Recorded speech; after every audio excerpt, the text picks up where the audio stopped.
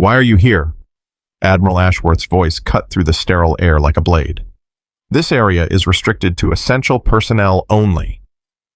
The gray-haired woman in the clerk's uniform kept her eyes down.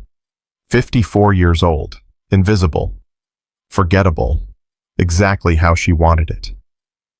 But Rear Admiral James Callahan had stopped breathing. His eyes were locked on something at her collar, a scar. A rope burn pattern he'd only seen once before on operators who'd survived a specific kind of hell. His coffee cup shattered on the floor. "Dear God," he whispered, "you're one of the ghosts." If you want to follow this incredible story to the end, please subscribe to the channel and leave a comment telling me which city you're watching from. I want to see how far this story travels around the world. The dream always started the same way. Cold water, black water, water so cold it burned like fire against her skin, filling her lungs, dragging her down into darkness that had no bottom. Above her, the helicopter's rotors were fading, searchlights cutting through the night, moving away, leaving her behind. She could hear voices, Russian voices, and hands were pulling her deeper fingers like iron around her ankles. She tried to scream, but the water swallowed everything. Margaret Thornton woke with her hand already reaching for a weapon that hadn't been there in 20 years. Her heart slammed against her ribs. Her sheets were soaked with sweat. The digital clock on her nightstand glowed red in the darkness, 0347. She sat up slowly, pressing her palms against her eyes until she saw stars instead of water. "You're alive," she whispered to herself. "You're in Virginia. You're 54 years old. You survived." The words had become a ritual, a way to anchor herself to the present when the past came clawing back. She swung her legs over the side of the bed and stood her left knee protesting with a familiar ache.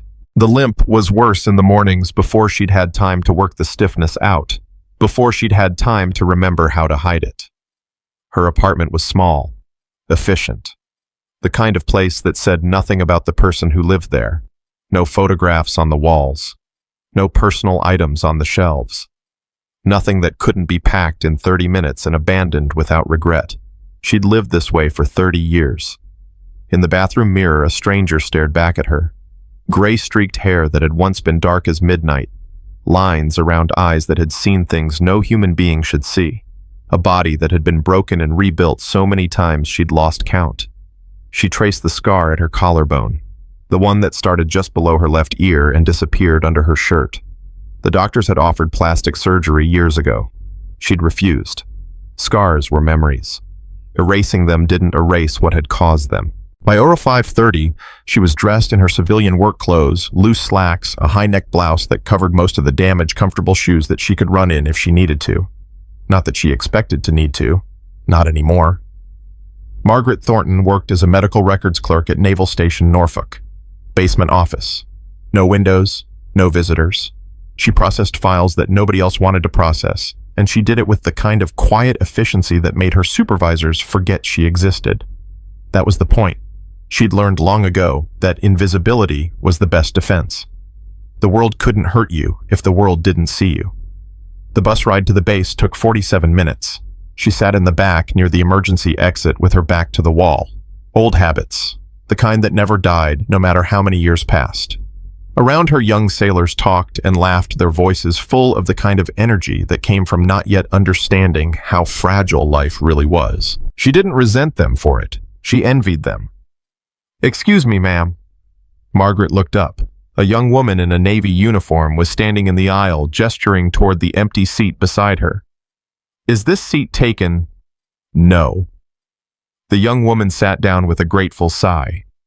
Her name tape read, Reyes, Petty Officer 2nd Class based on the insignia, 23, maybe 24 years old. Pretty, in a fierce kind of way, with dark eyes that held something Margaret recognized. Pain. Carefully hidden, but there. "Long night?" Margaret asked. Reyes startled slightly, as if surprised that anyone had spoken to her. "Is it that obvious? Only to someone who's had a few long nights herself." The young woman managed a weak smile. "Yeah, just dealing with some stuff. You know how it is." "I do." They rode in silence for a few minutes. Then Reyes spoke again, her voice lower. "Can I ask you something? You work on base, right? I've seen you around. Medical records, basement. Right, Reyes hesitated. There's this chief in my division. He's been saying things, doing things, nothing I can prove, but... She trailed off, shaking her head. Forget it. It's stupid. It's not stupid. The words came out sharper than Margaret intended. Reyes looked at her with surprise. What he's doing, Margaret said, whatever it is, it's not your fault. And it's not stupid to want it to stop. I've thought about reporting it, but he's been in for 20 years. Everyone loves him. Who's going to believe me over him? Margaret was quiet for a long moment. Then she said, the question isn't whether they'll believe you. The question is whether you believe yourself. Whether you're willing to stand up and say, this happened to me and it wasn't okay. That's the only thing you can control. What other people do with the truth that's on them. Reyes stared at her. That's not the answer I expected. What did you expect? I don't know. Keep your head down. Don't make waves. That's just how it is. That's what people say when they've given up. Margaret's jaw tightened. I've known a lot of people who gave up. None of them ended up happy. The bus slowed as it approached the base gate. Reyes stood, then paused. I'm Diana, by the way. Diana Reyes. Margaret. Thanks for, I don't know, listening, I guess. Anytime. Diana disappeared into the crowd of sailors filing off the bus, and Margaret felt something stir in her chest. Something she hadn't felt in a very long time. Connection. She pushed the feeling aside and headed for her basement office. God. The morning passed, the way all her mornings passed, quietly, efficiently, invisibly. She processed discharge records, transferred files, answered the occasional email. Nobody visited. Nobody called. The fluorescent lights hummed overhead, and the hours blended together like water. At 1100, the monotony shattered. Attention, all personnel.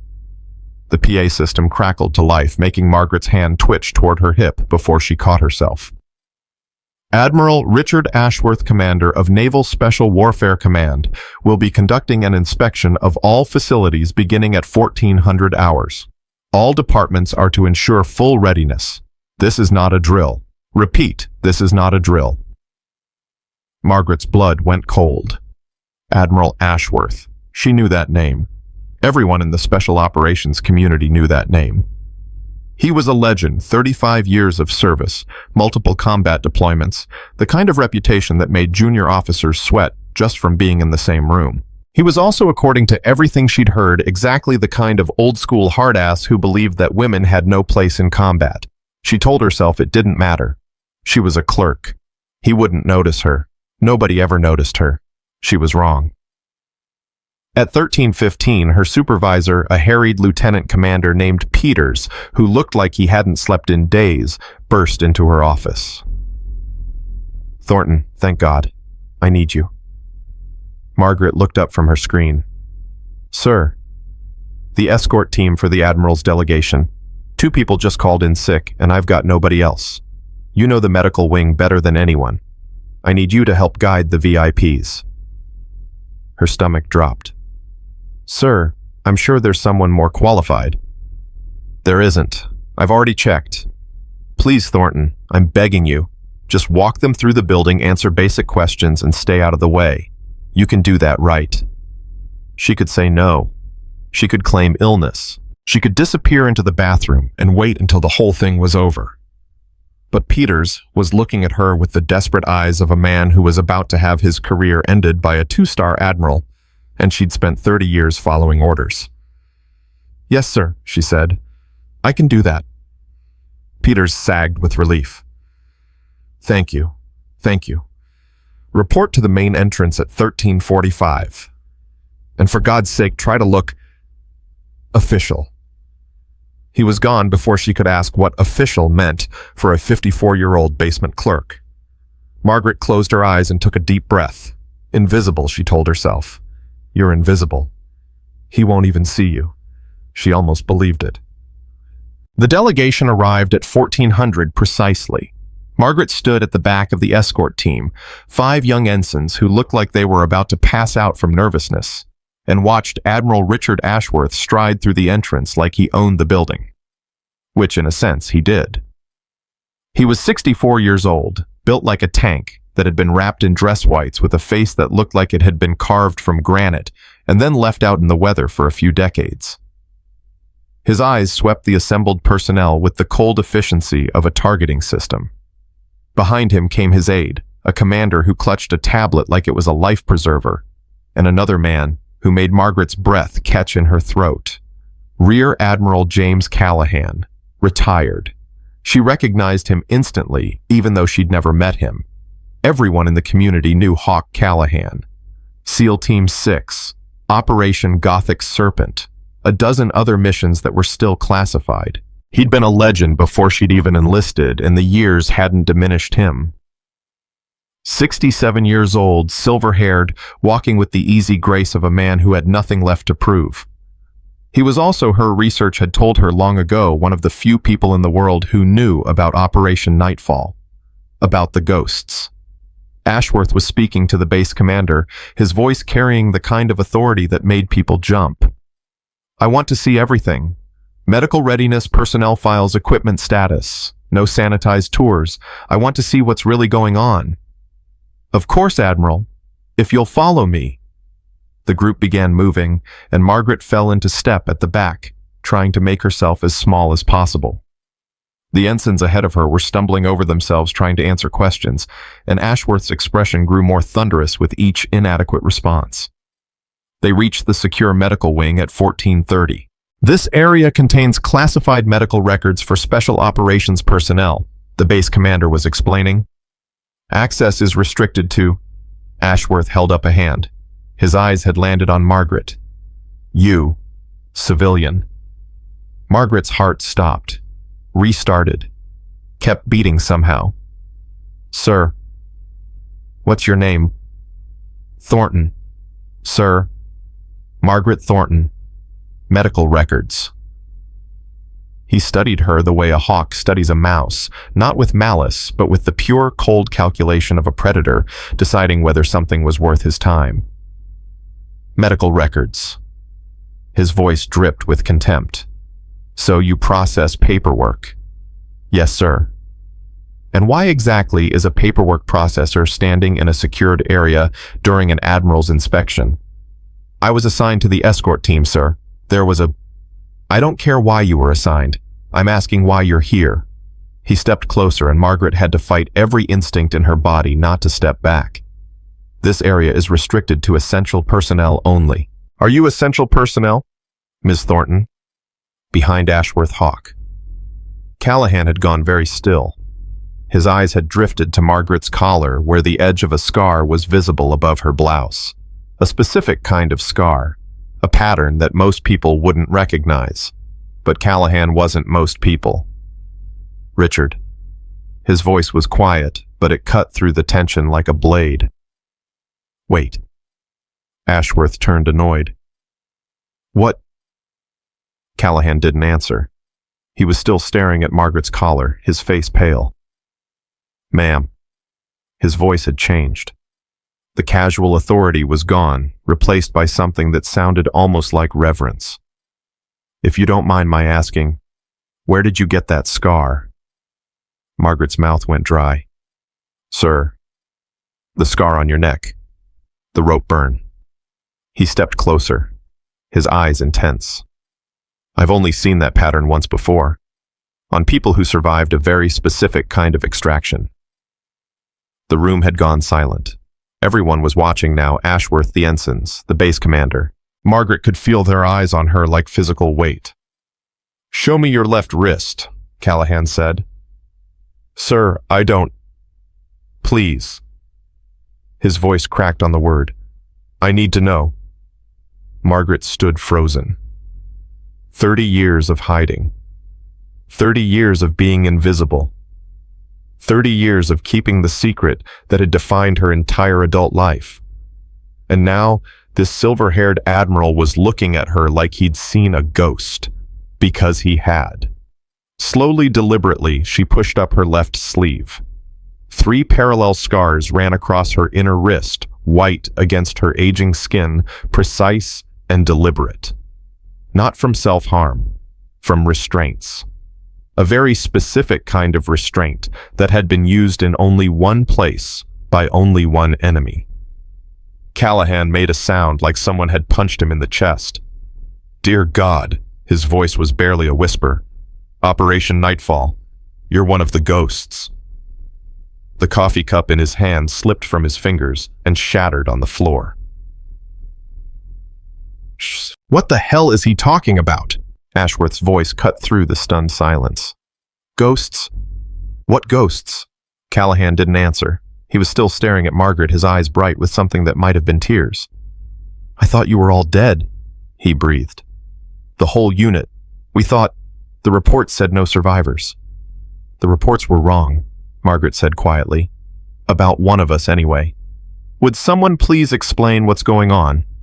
Ashworth stepped between them, his patience clearly at an end. "Callahan, you know this woman?" "No." Callahan shook his head slowly. "I never met her, but I know who she is, what she was."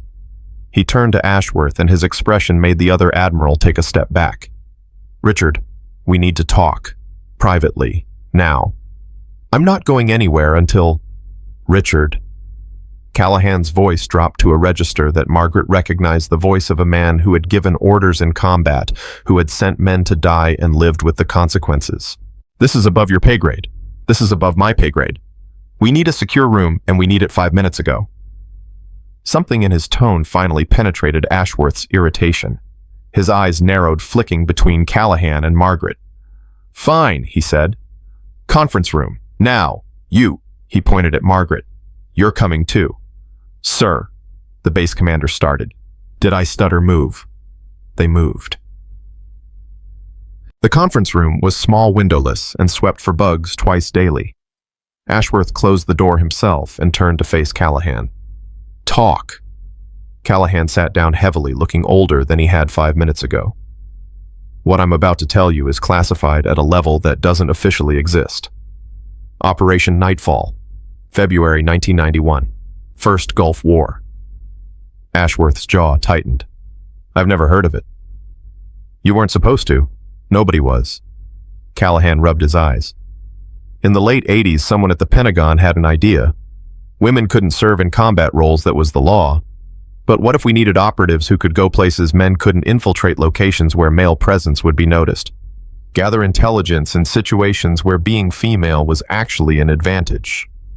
You're talking about female special operators." "I'm talking about ghosts." Callahan's voice was heavy.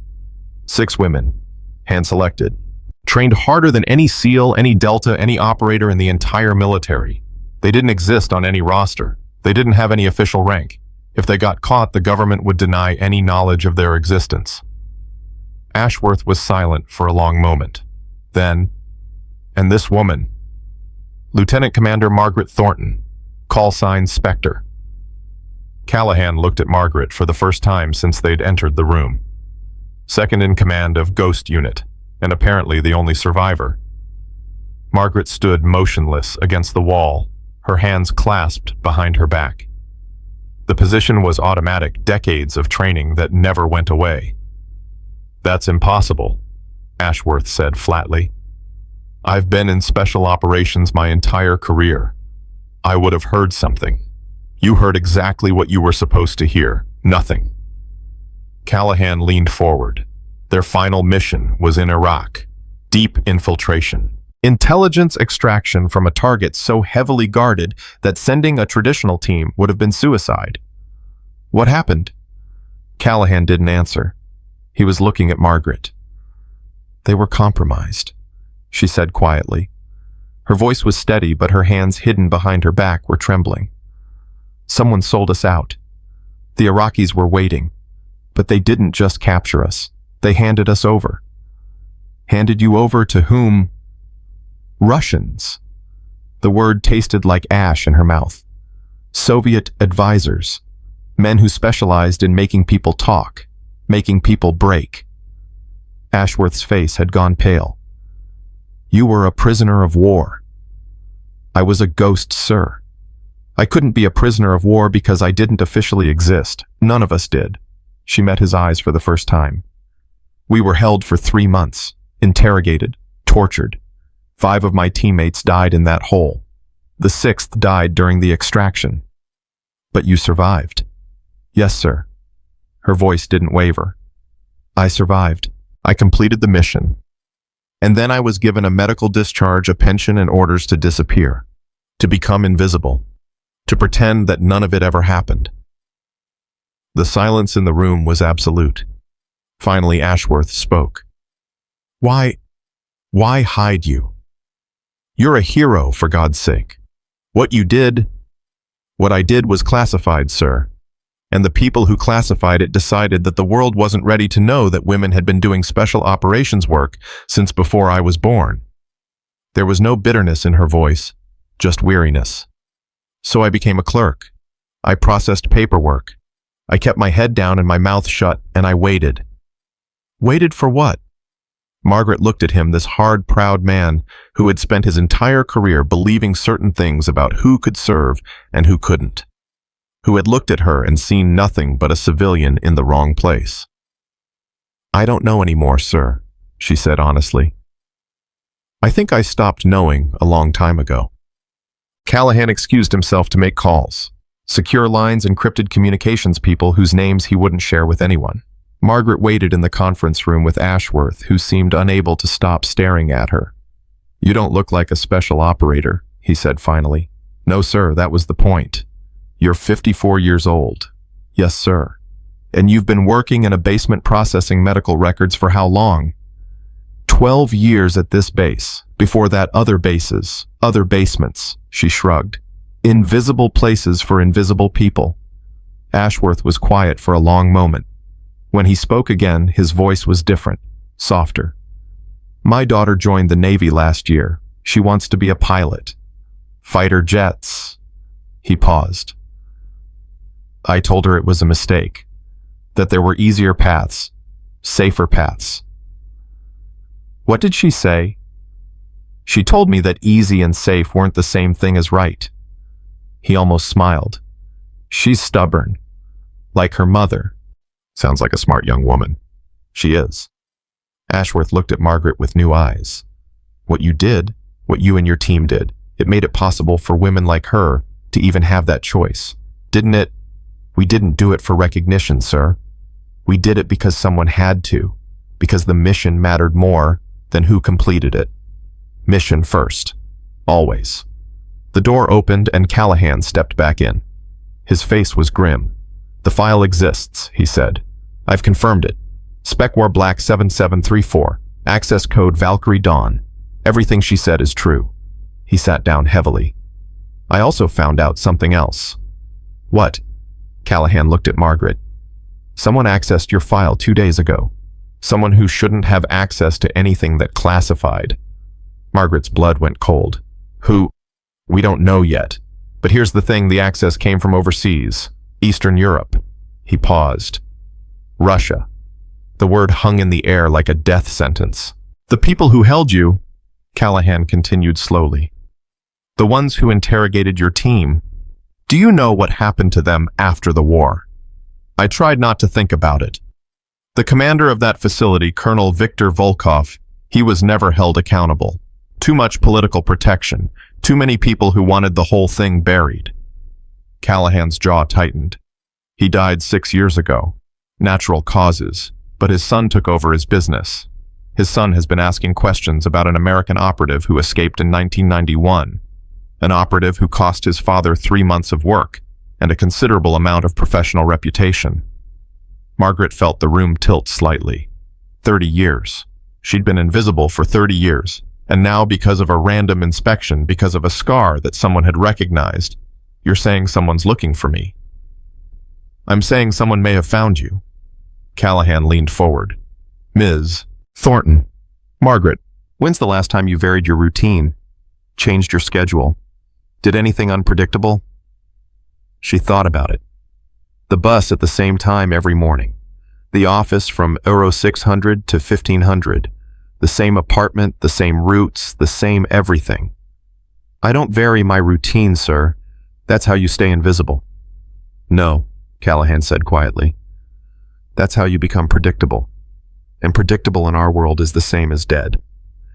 They moved her to a secure location on base, a VIP suite that was usually reserved for visiting dignitaries. Armed guards at the door, surveillance on every approach. Ashworth had insisted over Margaret's objections.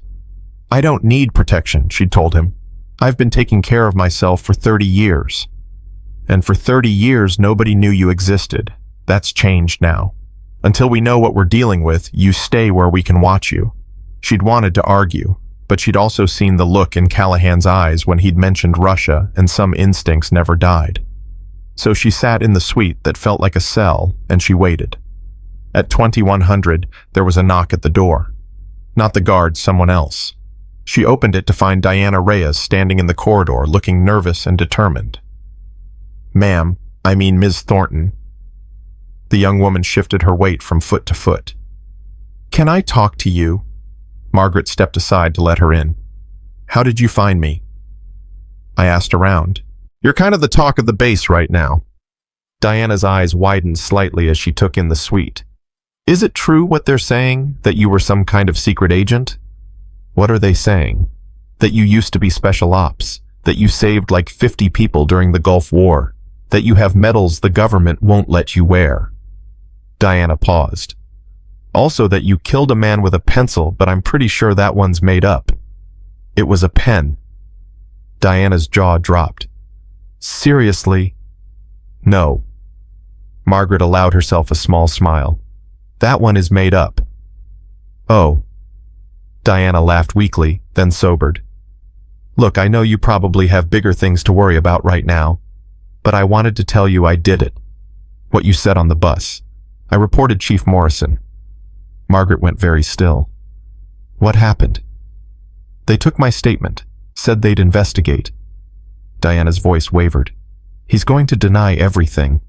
Everyone's going to take his side. I'll probably get transferred to some terrible assignment where I'll be miserable for the rest of my enlistment. Maybe. But at least I'll know I did the right thing, right? That's what you said. It doesn't matter what they do with the truth. It matters that I told it. Margaret looked at this young woman, this brave, frightened, determined young woman, and felt something crack open in her chest, something that had been frozen for a very long time. Diana, she said softly, whatever happens next, I want you to remember something. You are stronger than you know. You have survived things that would have broken other people, and you're still standing. That's not nothing. That's everything. Diana's eyes were bright with tears. How do you know I've survived anything? Because I recognize the look. I see it every morning in the mirror. Before Diana could respond, Margaret's phone buzzed. A text from a number she didn't recognize. 3 words. We found you. The attack came at midnight. Margaret was still awake, sitting in darkness when the power went out. The hum of electronics died. The lights from the corridor outside vanished. Everything went black. She was on her feet before the first scream. Muscle memory, instinct. 30 years of civilian life stripped away in a heartbeat, leaving nothing but the operator she'd been trained to be. She moved through the darkness like she'd been born in it, her hands finding the chair by the door, calculating weight and leverage. Outside gunfire. Shouts. The sounds of a facility under attack. The door burst open. 2 figures. Night vision goggles. Suppressed weapons. Professional movements. Not amateurs. Not criminals. Operators. The first one died before he knew she was there. The chair caught him across the throat, crushing his windpipe. His weapon clattered to the floor. Margaret had it in her hands before his body finished falling. The second one was faster, trained. He got a shot off close enough that she felt the heat of it pass her face, but she was already moving, already inside his guard. The weapon was wrong for close quarters. She used that. Turned his momentum against him. 3 strikes, 2 to disable, 1 to kill. He dropped. Margaret stood in the darkness, breathing hard, surrounded by bodies. I'm not invisible anymore, she whispered. Fine. She checked the weapons. Standard suppressed MPs. Russian manufacture, high quality. Someone had spent serious money to find her. She was going to make them regret it. The corridor outside was chaos. Emergency lights flickered red, casting everything in the color of old blood. She could hear more gunfire, sporadic now, concentrated near the main building. The attackers were moving toward a specific target. The Admiral. Margaret ran. Her knees screamed in protest. Her lungs burned with effort she hadn't demanded from them in years. But her mind was clear, her focus absolute. Mission first. Complete the mission. She found the first body at the intersection, a young sailor barely 20 shot in the back while trying to run. She didn't stop to check for a pulse. There wasn't time. The second body was one of Ashworth's guards. The third was another attacker taken down by someone who knew what they were doing. The fourth body was Diana Reyes. Margaret skidded to a halt, her heart stopping in her chest. Diana was slumped against the wall, blood spreading across her uniform shirt. Her eyes closed. "No!" The word came out broken. "No, no, no!" She dropped to her knees, her fingers finding Diana's throat. Pulse, weak but there. Diana's eyes fluttered open. "Ms. Thornton," her voice was barely audible. "What's happening? You're going to be okay." Margaret was already applying pressure to the wound through and through upper chest, missed the major vessels. Survivable if she got help in time. "Stay with me. You hear me? Stay with me. I was trying to find you, warn you." Diana coughed, blood speckling her lips. "They were asking about you before the lights went out. Looking for the ghost. They found me. Are you going to stop them?" Margaret looked down at this young woman who had come to warn her, who had taken a bullet trying to help her, who had survived abuse and discrimination and still found the courage to do the right thing. "Yes," she said, "I'm going to stop them." "Good." Diana managed a weak smile. "Give them hell, Spectre." Margaret squeezed her hand, then stood. The ghost was awake, and she had work to do. She moved through the space with the cold efficiency of a weapon finally unsheathed. Every corner cleared, every shadow checked, every instinct honed by training she'd thought she'd never need again. The attackers weren't expecting resistance. They were expecting a base full of soft targets, administrators, clerks, support personnel. They weren't expecting a 54-year-old woman with 30 years of rage and nothing left to lose. She found the first team near the communications center. 3 of them. Professional, careful, not careful enough. The firefight lasted 6 seconds. She took a bullet in the arm through the meat, no bone, and didn't slow down. Pain was a message. She'd learned long ago how to read it and file it away for later. The second team was near the Admiral's quarters, 4 of them. These were better, harder. They knew their business. She knew hers better. The last one, the team leader recognized her just before she put him down. "You," he gasped in Russian-accented English. "The ghost. My father told me about you." "Your father was Volkov." It wasn't a question.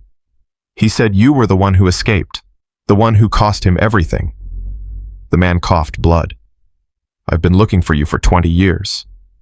You found me." She pressed the muzzle of her weapon to his forehead. "Congratulations. You won't kill me." He laughed weakly. "Americans don't kill prisoners. You're too soft." Margaret looked at him. This son of the man who had tortured her for 3 months, who had killed 5 of her teammates, who had left her with scars that would never heal. She thought about pulling the trigger. She thought about all the nights she'd woken up screaming. She thought about Diana Reyes bleeding in a corridor because someone had decided that Margaret's life was worth ending. Then she lowered the weapon. "You're right," she said quietly. "I won't kill you. Because I'm not going to let you make me into something I'm not. But I am going to make sure you spend the rest of your life in a cell thinking about how a 54-year-old woman with a bad knee took down your entire team." She hit him once hard, and he went limp. The ghost had risen, and she was just getting started. The silence after combat was always the loudest sound Margaret knew. She stood in the corridor surrounded by bodies, her borrowed weapon still warm in her hands, and listened to her own heartbeat thunder in her ears. Blood dripped from her arm onto the polished floor. Her bad knee had started to shake. 54 years old, and she'd just killed more men in 10 minutes than most soldiers saw in a career. The past never stayed buried. It just waited. Jesus Christ! Admiral Ashworth's voice came from somewhere behind her. She turned slowly, keeping her weapon low, and found him standing in a doorway with 2 surviving guards. His dress whites were splattered with someone else's blood. His face was the color of old paper. "You did this." He was staring at the bodies. "All of this. They were coming for you, sir. They were coming for you." Callahan emerged from the shadows, a pistol in his hand that looked like it had seen recent use. His eyes swept the corridor, counting bodies, calculating. This was a hit team, professional, expensive. Someone wanted you dead badly enough to attack a United States naval installation. Volkov's son. Margaret lowered her weapon. "He told me before I put him down. His father spent 20 years planning revenge for what happened in Iraq. The son finished the job. He's alive, unconscious. I left him for interrogation." Callahan and Ashworth exchanged a look that Margaret couldn't read. "There's a young woman," she said, and her voice cracked for the first time. "Diana Reyes, Petty Officer 2nd Class. She's wounded. Corridor B near the intersection. She needs medical attention now." Ashworth was already on his radio barking orders. Callahan stepped closer to Margaret, his eyes searching her face. "How bad are you hit? I'll live."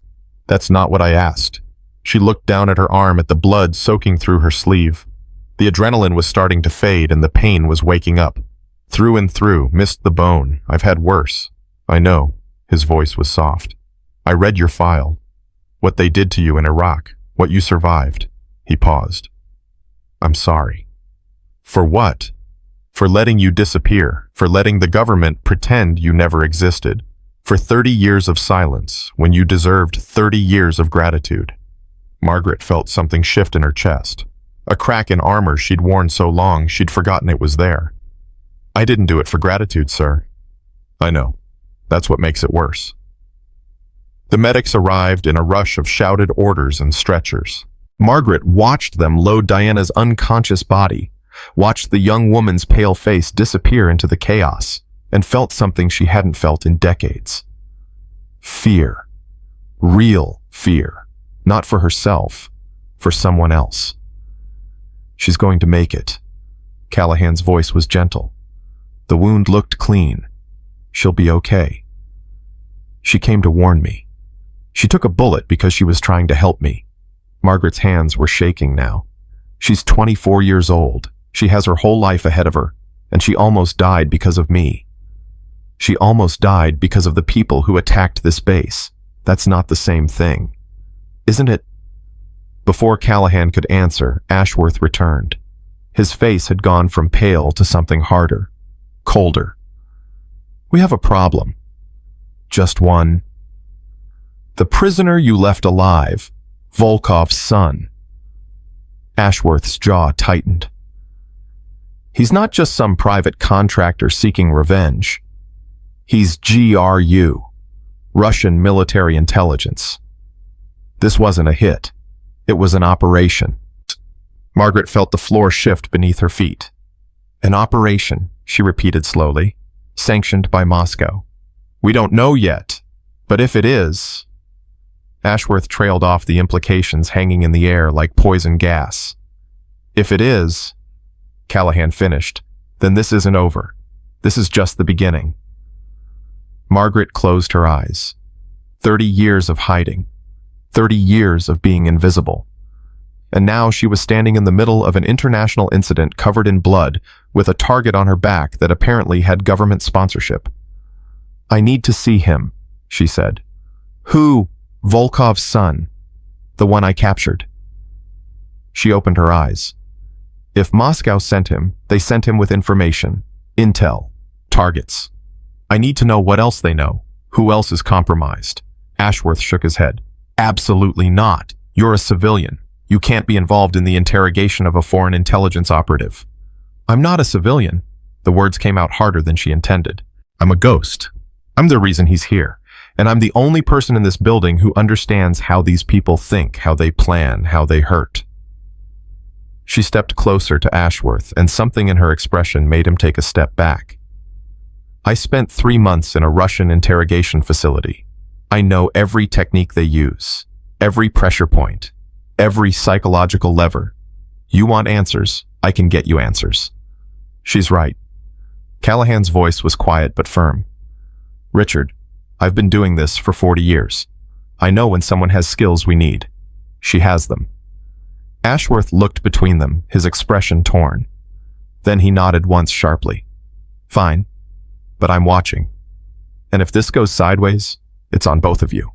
Margaret was already moving toward the holding area. She had questions that needed answers, and she'd learned long ago that everyone talked eventually. They'd put him in a reinforced room in the security wing, hands cuffed to a metal table, legs shackled to a bolt in the floor. His face was swollen where she'd hit him and dried blood crusted his upper lip, but his eyes were clear, alert, calculating. He smiled when she walked in. The ghost. His accent was thicker now, less controlled. Pain had a way of stripping away pretense. I wondered when you would come. Margaret sat down across from him. She didn't speak, didn't move, just watched. The silence stretched.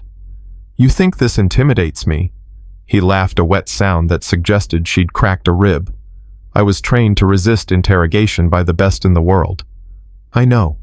Her voice was conversational, almost friendly. Your father's people trained me too. Different side of the table, but same techniques. Something flickered in his eyes, the first crack. 3 months, she continued. That's how long they held me. Your father was there for the first 6 weeks, before he got reassigned, before he decided I wasn't worth his time anymore. She leaned forward slightly. He was wrong about that. I was worth exactly 1 escape, 1 completed mission, and 30 years of survival. What do you think you're worth? I'm worth nothing to you. I'll tell you nothing. That's fine. I'm not here to ask you questions. He blinked. Then why are you here? To tell you a story. Margaret sat back, her hands resting calmly on the table. When I was captured, there were 6 of us, 6 women. My commander was Captain Sarah Chen, call sign Wraith. She was the strongest person I've ever known. She held out for 5 weeks before they broke her. When they finally did, you know what she said. He didn't answer. She said, I'm sorry. Those were her last words. She died apologizing to us for being human, for having limits, for not being able to endure the unendurable. Margaret's voice didn't waver. Your father killed her, not with his hands, with time, with patience, with the understanding that everyone breaks eventually. My father was a patriot. Your father was a monster. Still no heat in her voice, just truth. And monsters create monsters. That's why you're here, isn't it? Not for Russia, not for intelligence, for revenge, because he raised you to hate the woman who got away. The crack widened. She could see it in the tightness around his eyes, the slight tremor in his cuffed hands. You don't know anything about my father. I know he died disappointed. I know he spent 20 years trying to find me and failed. I know that failure ate at him until there was nothing left. She tilted her head slightly.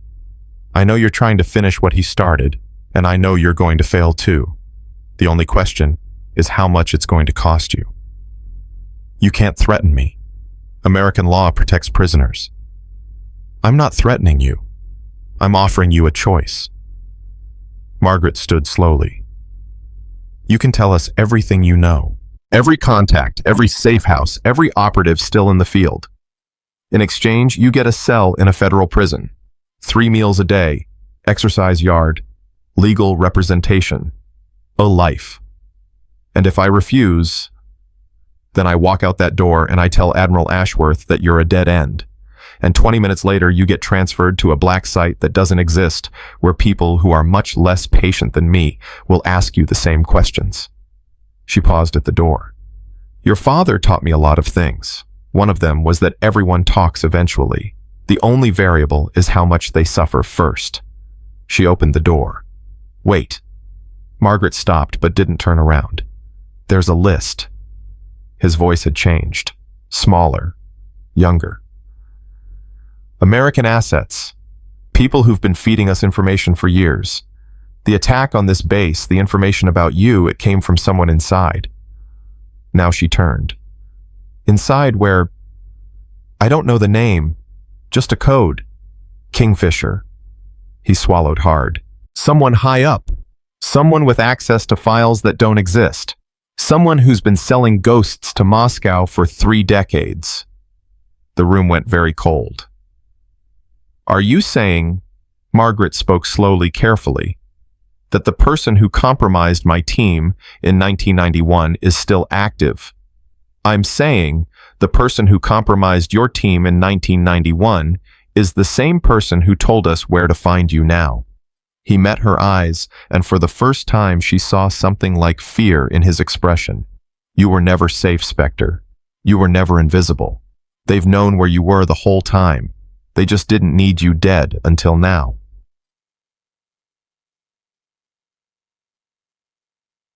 The debrief lasted 4 hours.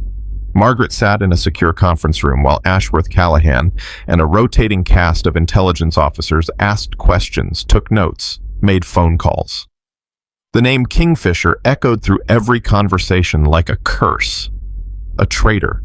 Someone inside the American intelligence community had been selling information to Russia for 30 years. Someone had gotten her team killed. Someone had spent 3 decades protecting themselves while she rotted in obscurity, and now, for some reason, they wanted her dead. Why now? Ashworth asked for the 3rd time. If this Kingfisher knew where she was all along, why wait 30 years to eliminate her? Because something changed. Callahan was pacing, his face drawn with exhaustion and anger. Something made her a threat she wasn't before. I'm not a threat. Margaret's voice was flat. I'm a medical records clerk. I haven't done anything operational in decades. Then it's not what you've done. It's what you know. Callahan stopped pacing. Or what you might remember. Something about Operation Nightfall. Something that could identify Kingfisher. I don't know who compromised us. I never knew. If I did, don't you think I would have... She stopped. A memory surfaced. Fractured. Incomplete. Something she'd buried so deep she'd forgotten it existed. What?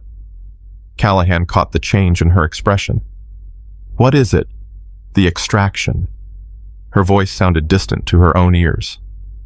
When they pulled me out, there was someone. A voice. American. He was talking to my handlers, the Russian ones. I was drugged. Half-conscious. I thought I dreamed it. What did he say?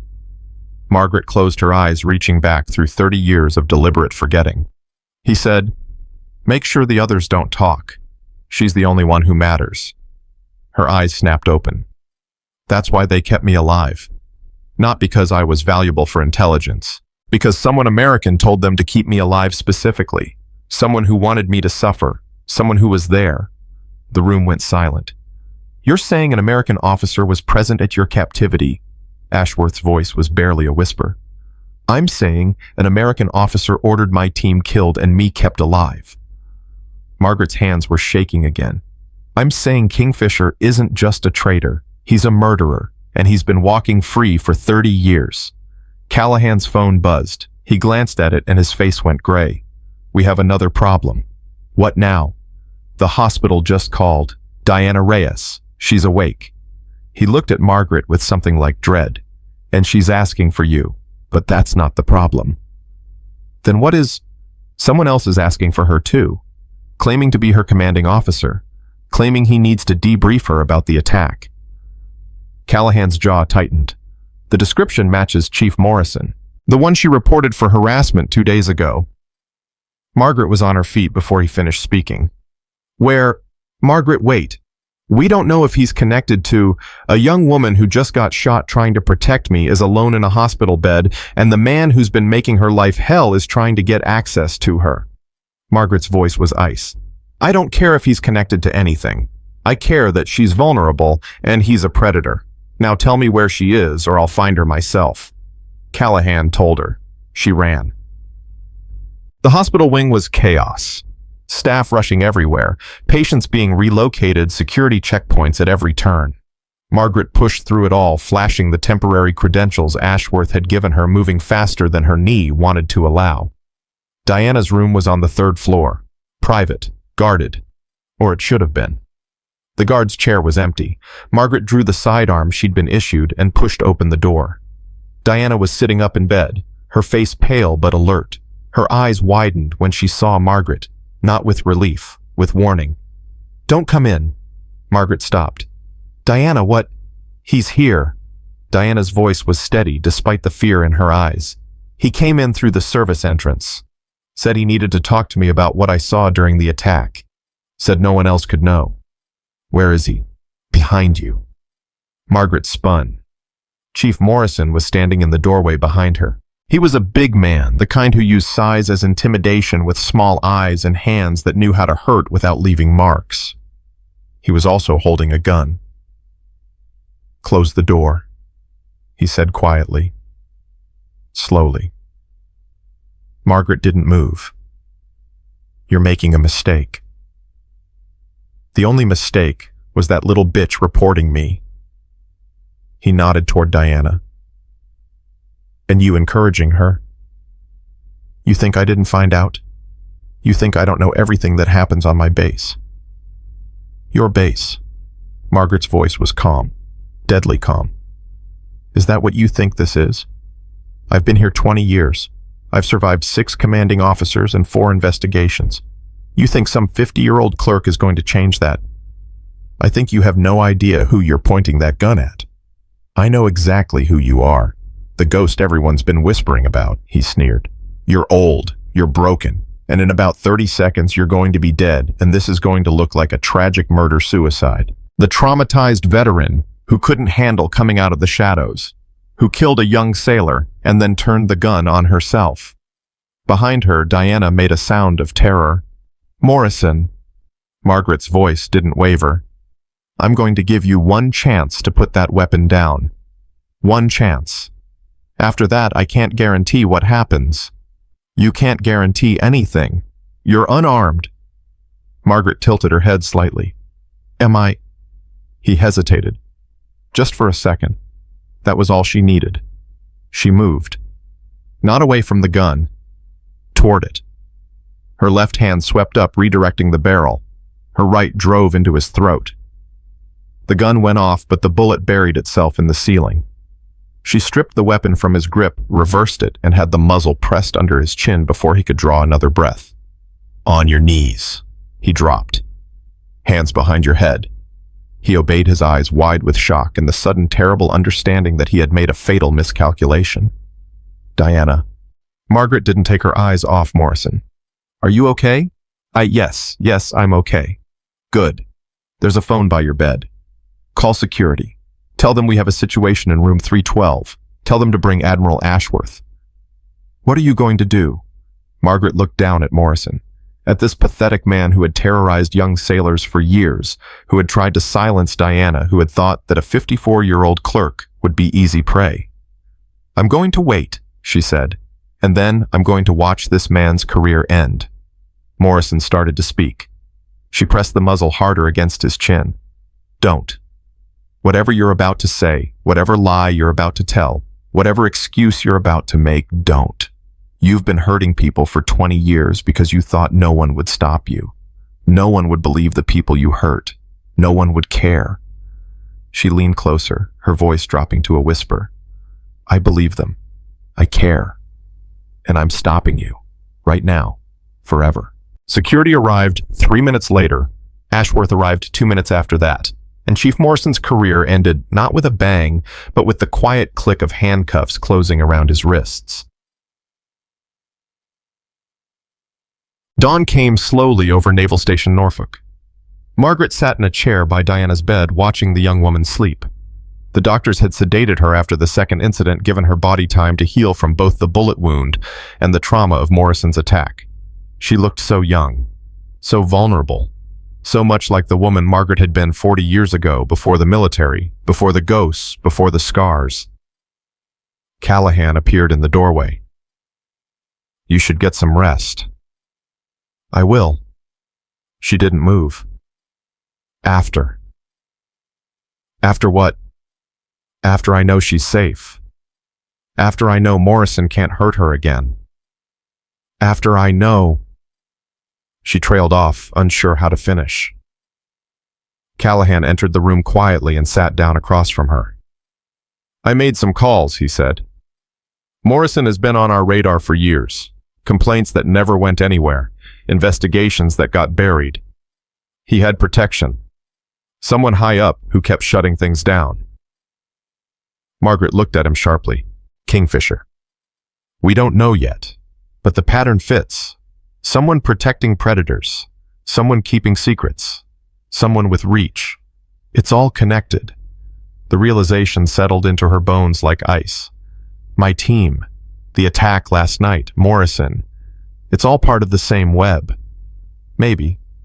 Or maybe you're seeing patterns that aren't there because you want it to make sense. Does it matter? She turned back to Diana. Either way, there are people out there who think they can hurt others without consequences. People who've built entire careers on silence and fear. People who need to be stopped. And you're going to stop them. I'm going to try. Callahan was quiet for a long moment. Then he said, There's something I haven't told you. About Operation Nightfall. About why it was buried so deeply. Margaret went very still. What? Your team wasn't just gathering intelligence. You were sent to extract a defector, a Soviet officer who had information about a mole in American intelligence, a mole who had been selling secrets for years. I know, that was the mission. What you don't know is that the defector made it out. He survived the ambush. We got him to a safe location, and he talked. Callahan's voice dropped. He gave us a name, Margaret. He told us who Kingfisher was. Her heart stopped. What? And then he died. Heart attack officially. But the timing was too convenient. The name he gave us was destroyed. The file was burned. Everyone who knew was transferred, retired, or... He didn't finish. Or killed. Yes. Margaret stood slowly, her hands gripping the back of the chair. You're telling me that someone in American intelligence murdered a defector to protect themselves, that they've been covering their tracks for 30 years, that they're the reason my team died. I'm telling you that the answer exists, somewhere, in someone's memory, in some file that didn't get destroyed. Callahan rose too, facing her. I'm telling you that if anyone can find it, it's you, because you were there, because you survived, because somewhere in your head there's a piece of the puzzle that nobody else has. And if I can't find it, then Kingfisher wins, again. And people like Diana keep getting hurt by people like Morrison. And the ghosts stay buried forever. Margaret looked at him. At this silver-haired admiral who had spent his career fighting shadows. Who was offering her something she'd given up hope of ever having. A chance. A purpose. A mission. What do you need me to do? Callahan almost smiled. I need you to remember. I need you to go back to 1991 and find the thing that everyone else missed. I need you to be the ghost you were trained to be. And if I find Kingfisher, then we burn them down, together. Margaret turned back to Diana's sleeping form. This young woman who had shown more courage in 2 days than most people showed in a lifetime, who had survived harassment, gunfire, and a murderer in her hospital room, who deserved a world where predators faced consequences. I'll do it, Margaret said, but not for revenge, not for justice, for her, for all the Dianas who deserve better than silence. Outside the window, the sun was fully up now. A new day, a new beginning. The ghost was awake, and she was ready to hunt. The memories came in fragments, sharp, jagged, like broken glass cutting through 30 years of scar tissue. Margaret sat in a secure room at the Pentagon. Her eyes closed, her hands flat on the cold metal table. Across from her, a psychiatrist named Dr. Ellen Hayes watched with the careful patience of someone who had spent decades helping broken soldiers remember things they'd rather forget. Start with the extraction, Hayes said softly. The moment before you heard the American voice. I was drugged. Margaret's voice sounded distant even to herself. They'd given me something. I don't know what. Everything was floating. Disconnected. That's okay. Drugged memories are still memories. They're just stored differently. Let yourself float. Let the pieces come. Margaret breathed. In, out, in, out. The darkness behind her eyelids shifted, changed, became something else. I'm in a room, small, underground, I think. The air tastes like mold and copper. She swallowed hard. There's screaming somewhere, not close, but I can hear it through the walls. Who's screaming? I don't know. Maybe one of my team, maybe someone else. Her hands had started to shake. There are voices. Russian. 2 men. They're arguing about something. What are they saying? I don't... Wait. The memory sharpened, focused. One of them is angry. He says the Americans are making demands, that they want something specific. What do they want? Margaret's eyes snapped open. Me, her voice cracked. Her voice. They wanted me, specifically, by name. Hayes leaned forward. The Americans asked for you by name. Not the Americans. One American. He... She pressed her palms against her eyes. He was there, in the room. I remember now. I could hear his footsteps. Different from the Russians. Heavier. And he smelled different. Aftershave. Something expensive. Did you see his face? No, I was blindfolded by then, but I heard his voice. He was speaking Russian, but with an American accent. He said... She stopped. The memory was right there, just out of reach. He said something about insurance, about keeping me alive as insurance. Insurance against what? I don't know. But he laughed.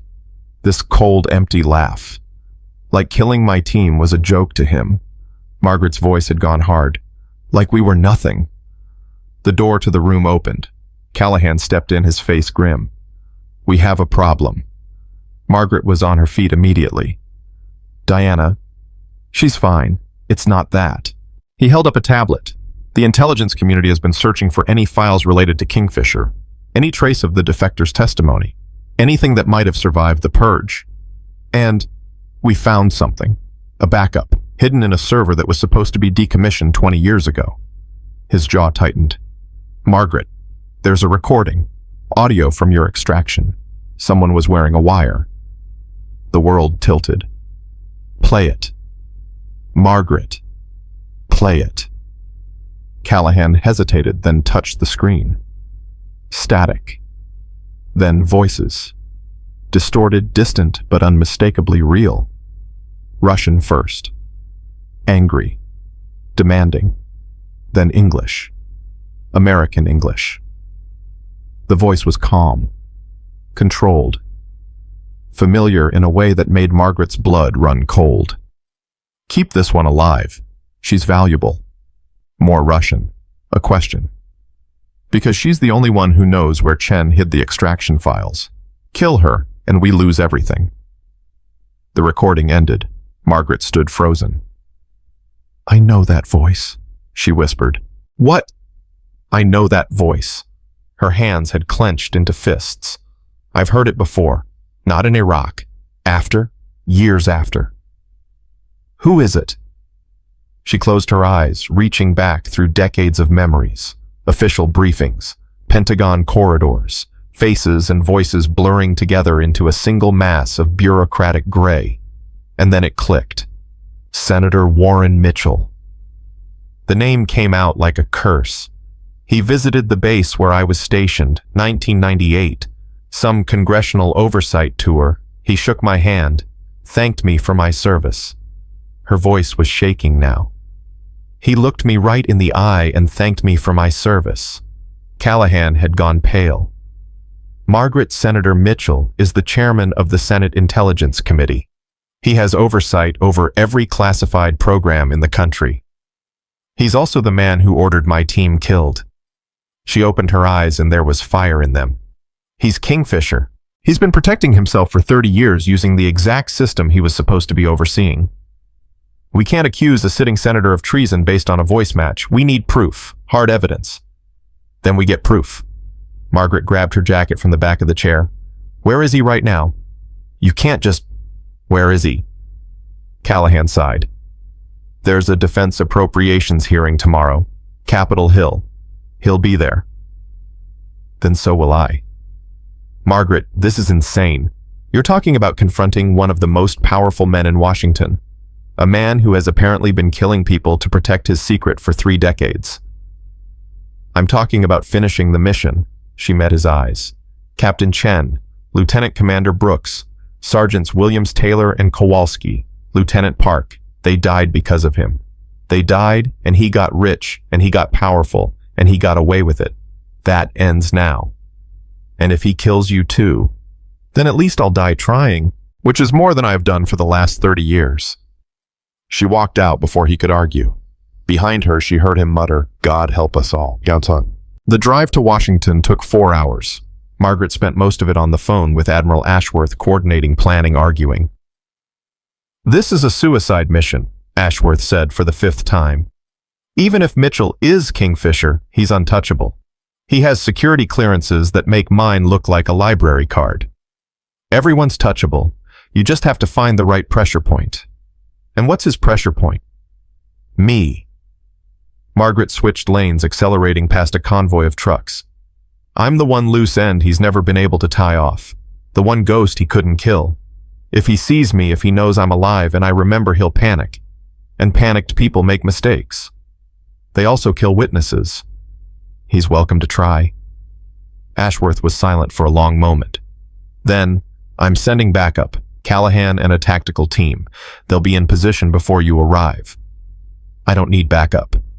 You're getting it anyway. Consider it an order from someone who outranks you. I'm a civilian admiral. You can't give me orders. Then consider it a request from someone who doesn't want to see you die. His voice softened. You matter, Margaret. Not just as a witness, not just as a weapon, as a person. Don't throw that away. She didn't have an answer for that. I'll be careful, she said finally. That's not the same as being safe. No, it's not. She hung up and focused on the road ahead. Washington. The heart of American power. The place where decisions were made that echoed around the world. The place where 30 years ago a man had decided that 6 women's lives were worth less than his career. She was going to make him regret that decision. The Capitol complex was a maze of security checkpoints, credential verifications, and suspicious looks. Margaret had been given temporary access through channels she didn't ask about and wasn't sure she wanted to know. She found the hearing room just as proceedings were about to begin. Senator Warren Mitchell sat at the center of the committee table, flanked by aides and advisors. He was 72 years old now, distinguished in the way that powerful men often became distinguished: silver hair, expensive suit, the confident posture of someone who had never faced real consequences for anything. Margaret stood at the back of the public gallery watching him. He hadn't changed much from the photograph in her memory. Older, obviously, heavier, but the eyes were the same, cold, calculating, the eyes of a man who viewed other people as pieces on a board. The hearing droned on. Budget allocations, threat assessments, the kind of bureaucratic theater that made good cover for the real business of power. Margaret waited. During the first recess, she made her move.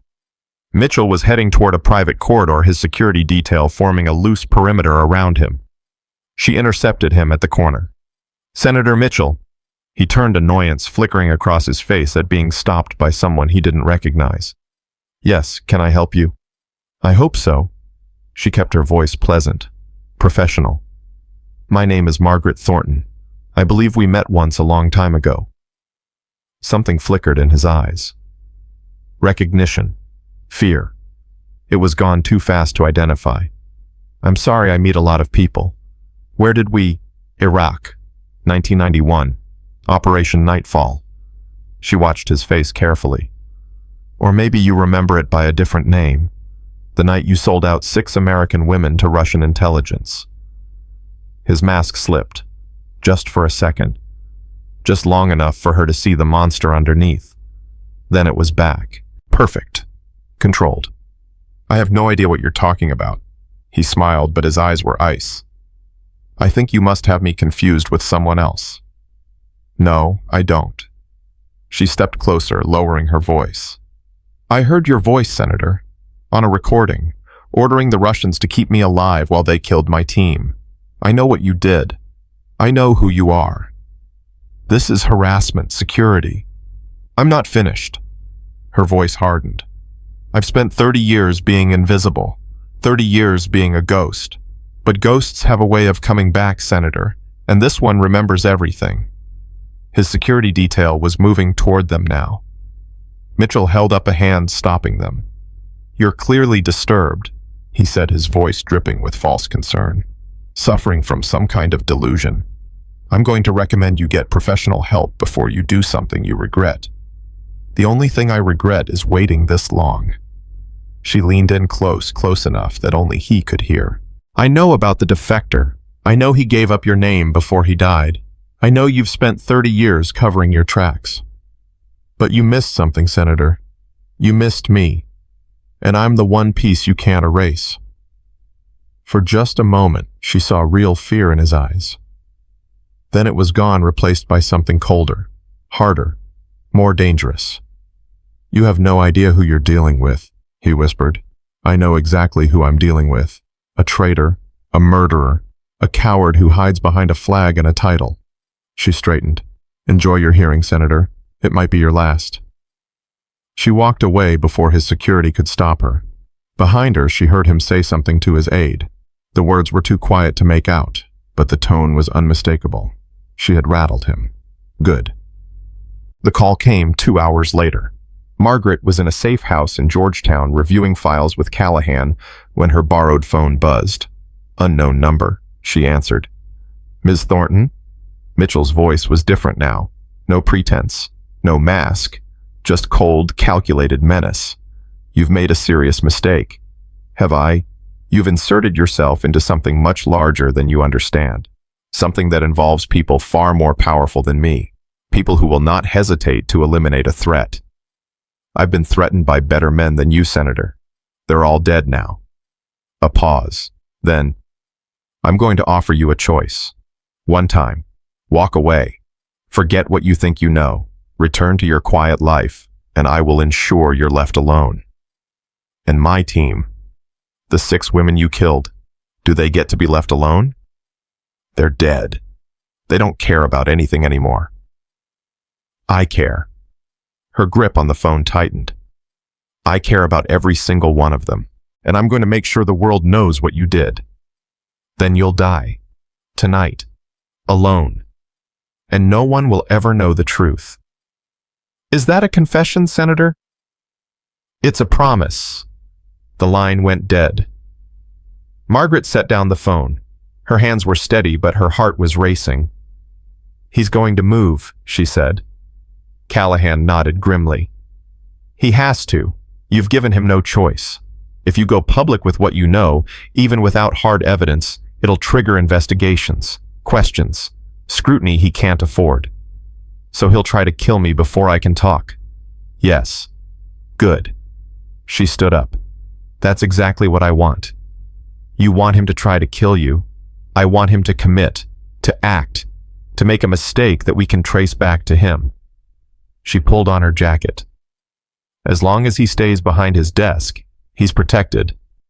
But if he sends people after me, if he activates his network, he creates evidence, trails, connections. You're using yourself as bait. I'm using myself as a weapon. Wait, she checked her sidearm chambered around. It's what I was trained for. Margaret, don't. She held up a hand. Don't tell me it's too dangerous. Don't tell me I'm too old. Don't tell me I should let someone else handle this. I've been letting someone else handle things for 30 years and look where it got us. A traitor in the Senate. My team unavenged. And young women like Diana still getting hurt by predators who think they're untouchable. She moved toward the door. I'm done being invisible, Admiral. I'm done being a ghost. Tonight I'm going to be exactly what Senator Mitchell is afraid of. A witness who won't stay silent. A victim who became a hunter. A woman who remembers. She opened the door. And may God have mercy on anyone who gets in my way. They came at midnight, 4 of them. Professional, well-equipped, moving through the darkness toward the safe house with the confidence of men who had done this many times before. They didn't know Margaret was watching from the rooftop across the street. She keyed her radio. Callahan, 4 hostiles approaching from the east. Standard breach formation. Copy. Tactical team is in position, waiting for your signal. Hold. I want them inside first. I want them committed. That's risky. That's the point. She watched through her scope as the team reached the safe house door. They moved with precision. Professional. The kind of operators who didn't make mistakes. The door opened. They went in. Now. The safe house was empty, of course. A trap. The tactical team hit them from 3 directions simultaneously. Margaret stayed on the roof, her rifle covering the exits, watching for runners. One tried. She put a round through his knee before he made it 10 feet. Got a runner, she reported calmly. He's down, alive. Copy, we have 3 in custody. Any of them talking? Not yet, but we found phones, encrypted comms. If we can crack them, you'll find a trail back to Mitchell. That's the hope. Margaret climbed down from her position and made her way to the safe house. The tactical team had the 4 attackers restrained, their weapons secured. The one she'd shot was being treated by a medic, cursing in Russian. She approached him. Who sent you? He spat at her feet. I'm going to ask one more time. Who sent you? You're dead, he snarled. You just don't know it yet. The senator has friends everywhere. In the government, in the military, in places you can't imagine. The senator. Margaret felt a cold smile spread across her face. Thank you. His expression shifted as he realized his mistake. That wasn't I didn't mean. You just confirmed that a sitting United States senator sent a kill team after an American citizen. She straightened. That's enough for warrants, subpoenas, investigations that even Mitchell can't stop. He'll burn you. He'll burn everyone. Then he'll burn himself in the process. She turned to Callahan. We need to move fast. Mitchell's going to know his team failed. He'll try to run. Already on it. FBI is moving to secure him now. FBI? She frowned. Can we trust them if Mitchell has people everywhere? These ones we can trust. Director Okonkwo has been investigating Mitchell for years. She just never had enough to move. Callahan's face was hard. Now she does. Margaret looked back at the wounded operative, at the blood spreading across the concrete, at the end of 30 years of silence. Then let's finish this. Senator Warren Mitchell was arrested at 3:47 a.m. in his Georgetown townhouse. Margaret watched from across the street as the FBI agents led him out in handcuffs. He was still wearing his pajamas. His silver hair was disheveled. For the first time since she'd known of him, he looked old, frightened, human. He saw her watching. Their eyes met across the distance. She didn't smile, didn't gloat, didn't feel the triumph she'd expected to feel. She felt empty. 30 years, 6 dead teammates, thousands of nights of nightmares, all because of this small, frightened man in expensive pajamas. It wasn't enough. Justice could never be enough. But it was a start. Callahan appeared beside her. It's over, he said quietly. No. She shook her head. It's not over. Mitchell didn't act alone. He had handlers, networks, people who protected him for decades. They're still out there. We'll find them. Will we, or will they find someone else to protect? Someone else to hide behind? She turned to face him. This isn't about one man. It's about a system that allowed one man to betray his country for 30 years without consequences. That system is still there, still operating, still protecting predators. What are you saying? I'm saying I'm done hiding, done being invisible, done pretending I don't have skills that could make a difference. She took a deep breath. I want back in Admiral, not as a clerk, not as a ghost, as myself, as the operator I was trained to be. Callahan studied her face for a long moment. You're 54 years old. I'm aware. You've been out of the game for 30 years. Some things you don't forget. And if we find more Kingfishers, more Mitchells, more people who need to be stopped, then we stop them." Her voice was steel. "However many there are, however long it takes, we stop them." Callahan was quiet for a long moment. Then he reached into his pocket and pulled out something small, metallic, a challenge coin. SEAL Team insignia. "Welcome back, Spectre." Margaret took the coin. It was warm from his hand, solid, real. "Thank you." "Don't thank me yet. What comes next is going to be harder than anything you've done before." "I know." She closed her fingers around the coin. "I'm counting on it." Across the street, Mitchell was being loaded into a federal vehicle. The media was starting to arrive. Cameras, lights, questions shouted into the pre-dawn darkness. The story was about to break, and for the first time in 30 years, Margaret Thornton was ready to be seen. The hospital room was quiet when she arrived. Diana was awake, sitting up in bed, a tablet in her hands. She looked up when Margaret entered, and her face broke into a smile that made her look even younger than her 24 years. "You're alive." Disappointed. Relieved. Diana set down the tablet. "It's all over the news. Senator Mitchell, the arrest. They're saying he was a Russian asset." "He was. And you..." Diana's eyes widened. "They're saying you helped catch him, that you were the key witness." "Something like that." "Is it true what they're saying about your past, about the ghosts?" Margaret sat down in the chair beside the bed, the same chair she'd occupied 2 nights ago, when everything had started to unravel. "Yes, it's true. You were a spy, a real spy. All those years you were just processing medical records."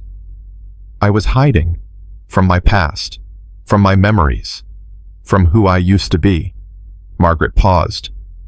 "I thought being invisible would keep me safe. I thought if I was quiet enough, still enough, the world would forget I existed. But it didn't work." "No, it didn't." She looked at Diana, really looked at her. "Because you can't hide from who you are. Sooner or later, the truth comes out. The only question is whether you face it on your own terms or whether it faces you." Diana was quiet for a moment. Then, "What happens now? Now I stop hiding. I take everything I learned, everything I survived, and I use it. Not for revenge, not for recognition, for people like you, people who deserve someone in their corner. People like me, people who are brave enough to speak up, who are strong enough to fight back, who refuse to be silenced." Margaret leaned forward. "You reported Morrison when everyone told you not to. You tried to warn me when you could have stayed safe. You took a bullet for someone you barely knew. Anyone would have..." "No, they wouldn't. Most people look the other way. Most people protect themselves. You didn't." She reached out and took Diana's hand. "That's rare. That's valuable. And that's exactly the kind of person I want to help." "Help how?" "I'm being brought back in. Some kind of advisory role, training program. They want me to teach the next generation what I know." Margaret squeezed her hand. "I want you to be part of it." Diana's breath caught. "Me? You. You have courage. You have integrity. You have the instincts." Margaret smiled slightly. "You're also stubborn as hell and refuse to quit. Those are the exact qualities I look for. But I'm just a petty officer. I'm nobody special. I was a nobody too. A small woman who everyone underestimated. A ghost who everyone forgot." Margaret stood. "Being a nobody is where all the best people start. What matters is where you finish." She moved toward the door, then paused. "Think about it. When you're healed, when you're ready, find me. I'll be waiting." Diana's voice stopped her at the threshold. "Ms. Thornton Margaret." She turned. "Thank you. For everything. For listening on the bus. For saving me from Morrison. For showing me that it's possible to survive the impossible." Diana's eyes were bright with tears. "For proving that it's never too late to be who you were meant to be." Margaret felt something crack open in her chest. Something that had been frozen for 30 years. "That's the thing about ghosts," she said quietly. We never really die. We just wait for the right moment to come back. She walked out into the morning light. The waiting was over. The mission had just begun. 3 weeks after Mitchell's arrest, Margaret stood in a room she never thought she'd see again. The Pentagon, Sub-Level 4. A corridor that didn't appear on any official floor plan leading to offices that didn't officially exist. The same corridor she'd walked through 33 years ago when she'd been young and strong and believed that serving her country meant something. She wasn't young anymore. She wasn't sure she was strong, but she was starting to believe again. Admiral Ashworth walked beside her, his footsteps echoing off walls that had witnessed decades of secrets. He hadn't spoken since they'd entered the building. Neither had she. Some places demanded silence. They stopped at a door marked only with a number 7734. The file number, her file number. "Ready?" Ashworth asked. No. He opened the door anyway. The room beyond was small, functional. A single table, 6 chairs, and walls lined with filing cabinets that contained the ghosts of operations that never happened. Callahan was already there, along with 3 people Margaret didn't recognize. A woman in her 60s with iron gray hair and the bearing of someone who had spent her life in intelligence, a man about Ashworth's age in an army dress uniform, heavy with ribbons, and a younger woman in navy whites, who couldn't have been more than 40. They all stood when Margaret entered. "Lieutenant Commander Thornton." The gray-haired woman stepped forward, her hand extended. "I'm Director Catherine Wells, CIA. I've waited a very long time to meet you." Margaret shook her hand automatically. "Director." "This is General Marcus Reed, Army Special Operations Command, and Captain Sarah Chen." Margaret's heart stopped. "Chen." The name came out strangled. "Captain Sarah Chen was my mother." The young woman's voice was steady, but her eyes glistened. "She died before I was born. I never knew her, but I've spent my entire career trying to understand who she was." Margaret couldn't breathe. Sarah Chen, Wraith, her commander, her mentor, the woman who had died apologizing for being human. "I didn't know she had a daughter," Margaret whispered. "She never told us." She didn't know. She was 6 weeks pregnant when she deployed. The doctors found out during the autopsy. The younger Chen's voice cracked slightly. "My grandmother raised me. She told me stories about my mother, but they were always incomplete, classified, hidden behind walls I couldn't get through. Until now." "Until now." Chen stepped closer. "I became an intelligence officer because I wanted to understand. I wanted to know who my mother really was, not just the legend, not just the ghost story that people whispered about. I wanted to know the woman. She was the bravest person I ever met." The words came out before Margaret could stop them. "She held our team together when everything fell apart. She made us believe we could survive the impossible. And when they..." She stopped, swallowed hard. "When they broke her, she didn't give up anyone. She didn't betray anything." Her last words were an apology because she couldn't endure more. Tears were streaming down Chen's face now. "Thank you. Thank you for telling me that. I should have told someone years ago. I should have made sure her sacrifice was remembered." "You survived." Chen reached out and took Margaret's hand. "That's how you honored her. By living. By carrying the mission forward. By being here today." Director Wells cleared her throat gently. "Perhaps we should sit down. There's a great deal to discuss." They sat. Margaret felt like she was moving through a dream. The daughter of her dead commander. Alive. Serving. Carrying forward a legacy she'd never known. The universe had a strange sense of justice. Wells opened a folder in front of her. Inside, Margaret could see photographs, documents, the accumulated weight of 30 years of secrets. "Lieutenant Commander Thornton, we've spent the past 3 weeks reviewing every aspect of Operation Nightfall. Every decision, every failure, every cover-up." Wells's voice was heavy. "What we found was unconscionable." "Tell me." Senator Mitchell wasn't acting alone. He was part of a network that stretched through multiple agencies, multiple administrations. People who believed that certain sacrifices were acceptable for the greater good. People who decided that your team was expendable. "I know. What you don't know is the extent of it." Wells slid a document across the table. "This is the original after-action report.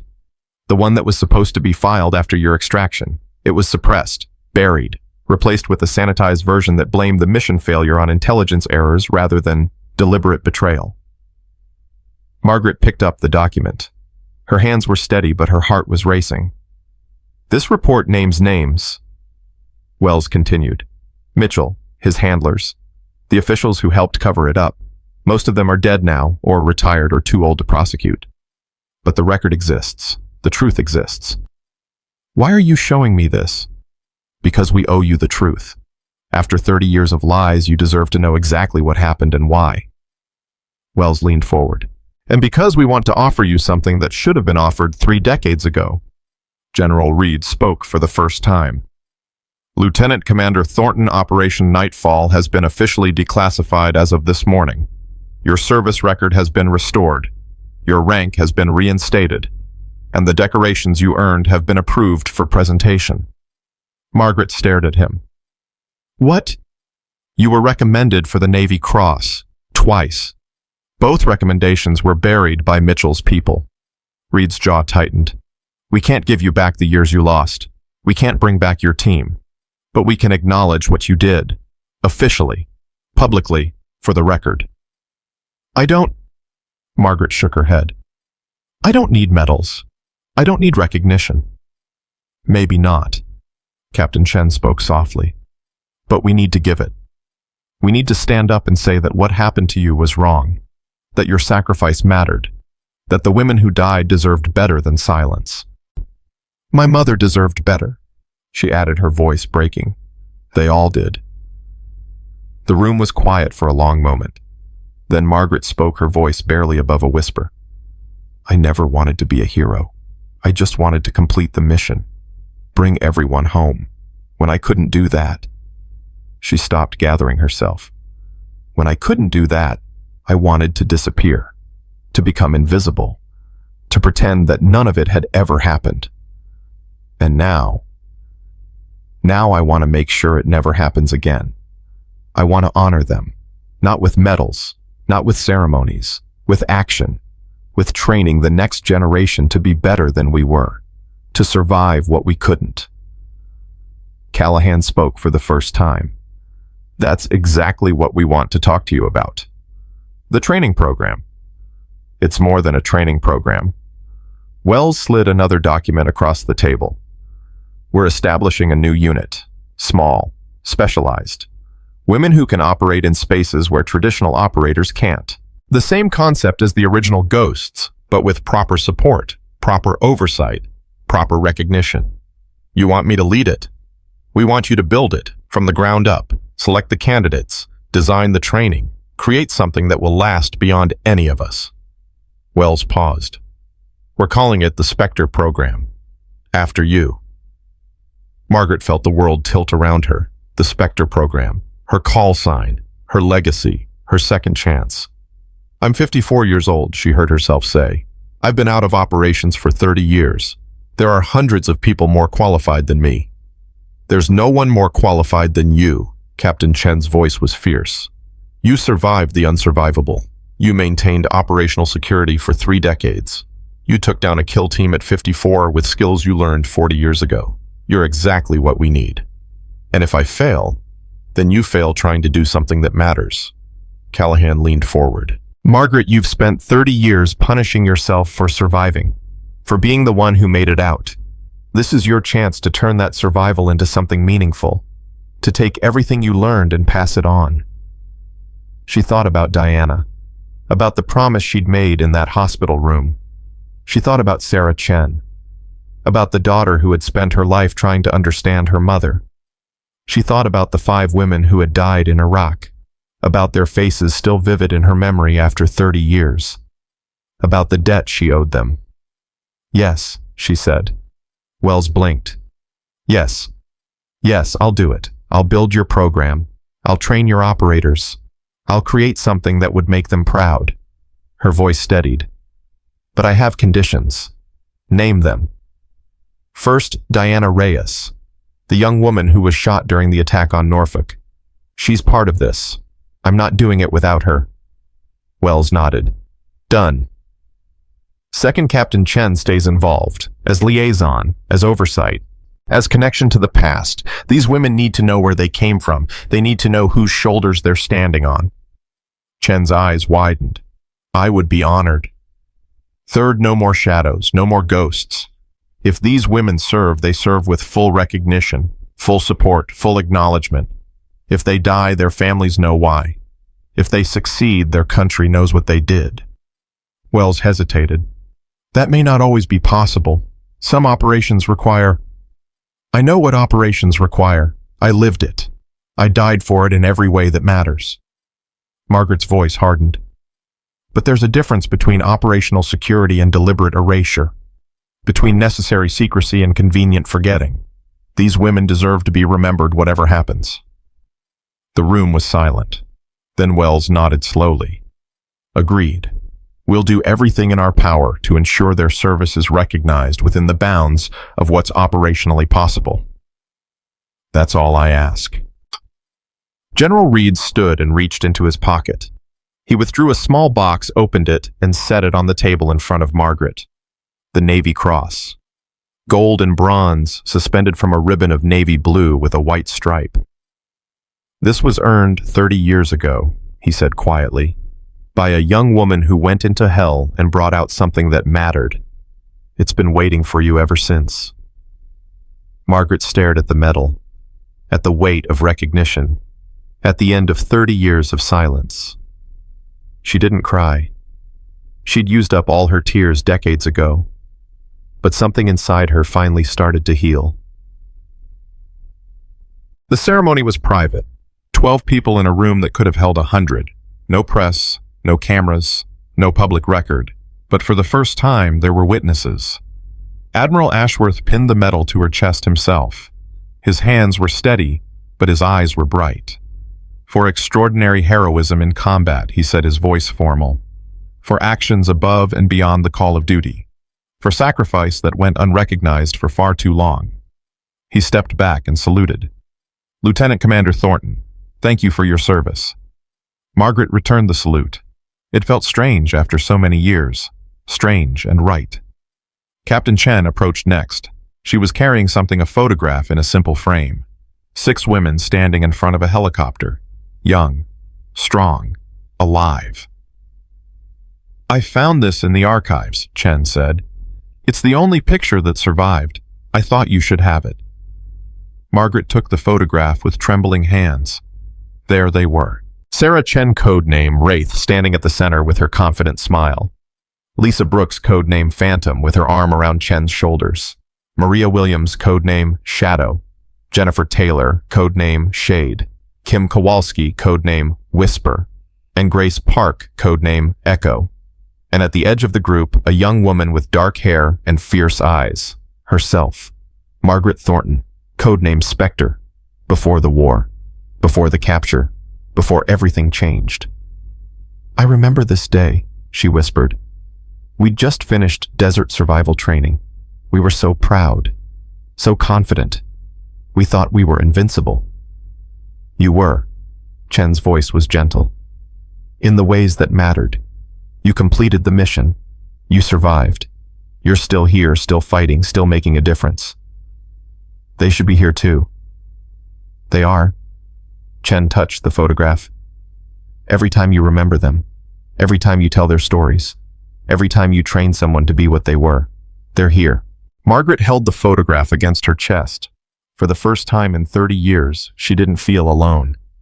A week later, she stood in Arlington National Cemetery. The graves were simple, white marble, identical to the thousands of others that stretched across the green hills. No indication of the extraordinary women who lay beneath them. No hint of the missions they'd completed, the sacrifices they'd made. Margaret had brought flowers. 6 bundles, 1 for each of them. She started with Chen. I met your daughter, she said quietly, laying the flowers at the base of the headstone. She's beautiful, Sarah. Strong, determined, just like you. She became an intelligence officer. She spent her whole life trying to understand who you were. The wind stirred the grass. Margaret chose to believe it was a response. I'm building something, a program, training women to do what we did, but better, safer, with people who actually give a damn whether they survive. She touched the cold marble. I'm going to make sure they know about you, about all of you. Your names, your faces, your stories. You're not going to be ghosts anymore. You're going to be legends. She moved to Brooks's grave, then Williams, Taylor, Kowalski, Park. At each one she left flowers. At each one she spoke. She told them about the past 30 years, about the nightmares, the isolation, the long, slow death of living without purpose. She told them about Norfolk, about Diana, about the attack and the fight, and the moment when the ghost had finally awakened. She told them about Mitchell, about the arrest, about justice finally imperfectly arriving. And she told them about the future, about the Spectre program, about the young women who would carry their legacy forward. I'm sorry it took so long, she said at the end, standing in the center of them all. I'm sorry I hid. I'm sorry I was afraid. But I'm not afraid anymore, and I'm not going to waste whatever time I have left. She straightened her shoulders, lifted her chin. Mission complete. Finally. After all these years. Mission complete. She walked away without looking back. There was work to do. The training facility was in Virginia. Remote. Secure. The kind of place that didn't appear on any map, but showed up in the nightmares of people who'd been through it. Margaret arrived 3 days before the first candidates. She wanted to walk the grounds alone, to understand what she was building, to feel the weight of the responsibility. Callahan met her at the main building. Thoughts. It needs work. She surveyed the facilities with a critical eye. The obstacle course is outdated. The weapons range needs expansion. And whoever designed the psychological evaluation process has never actually been through real interrogation. That's why you're here, to fix it. That's why I'm here. She turned to face him. The candidates. How many? 23 applied, 18 made it through initial screening, 12 will arrive on Monday. And Diana? She's one of them. Discharged from the hospital 2 weeks ago. Fought like hell to be included. Callahan almost smiled. Reminded me of someone. She's not ready. Neither were you, 33 years ago. Margaret couldn't argue with that. They walked the grounds together, discussing logistics equipment training schedules, the details of building something from nothing. It reminded her of the early days when she'd been the student rather than the teacher. There's something else, Callahan said as they approached the administration building. Something I haven't told you. What? Mitchell is talking. The FBI has been interrogating him for weeks, and he's finally breaking. He's giving up names, connections, the entire network that protected him for 30 years. That's good. It is, but he also gave up something else. Callahan stopped walking. His face was serious. The Russian who captured your team. Colonel Viktor Volkov. Mitchell had files on him. Personal files. Including one very interesting piece of information. Margaret's stomach tightened. What information? Volkov had a daughter, born in 1989. She was raised by his sister after he died, grew up in Moscow, joined the FSB.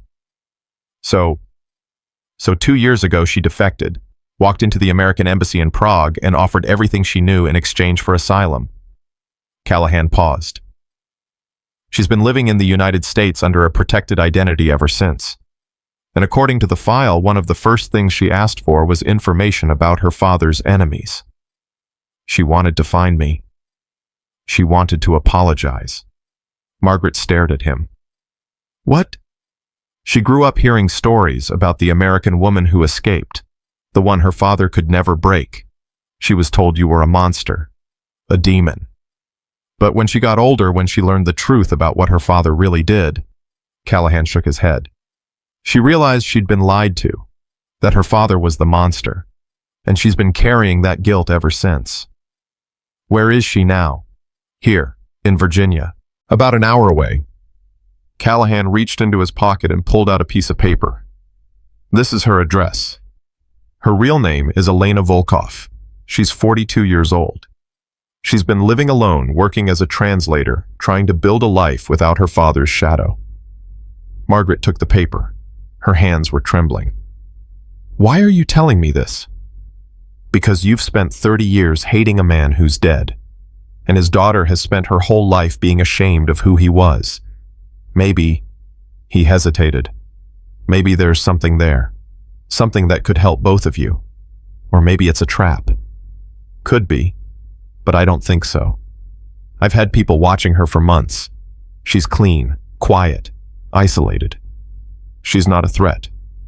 Margaret looked at the address in her hand, at the neat handwriting, at the possibility of something she'd never considered.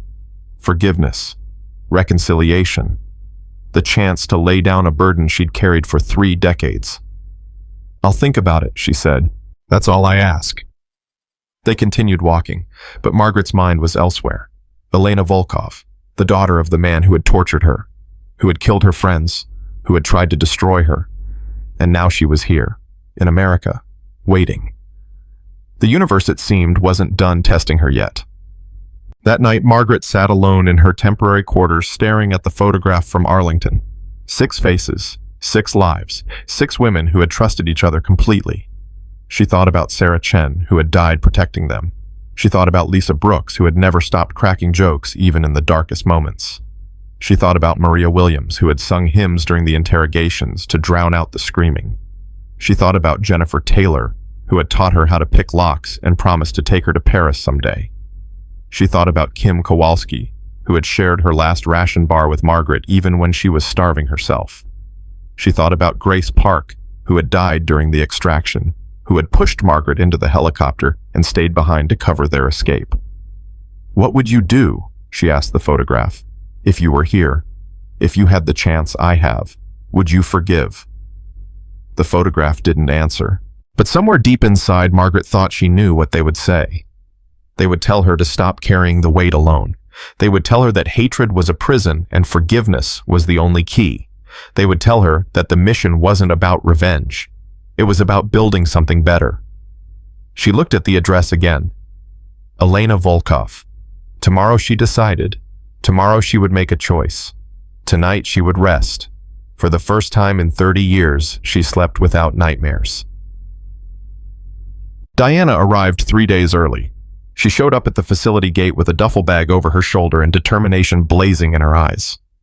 The guard called Margaret, who came down personally to meet her. You're not supposed to be here until Monday. I know. Diana didn't look apologetic. But I couldn't wait. I've been going crazy sitting in that apartment recovering knowing this was happening without me. The doctors cleared you. Mostly.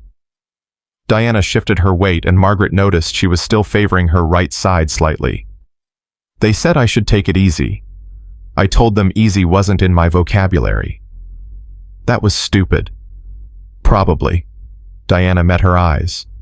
But I learned from the best. Despite herself, Margaret smiled. Come on, she said. I'll show you around.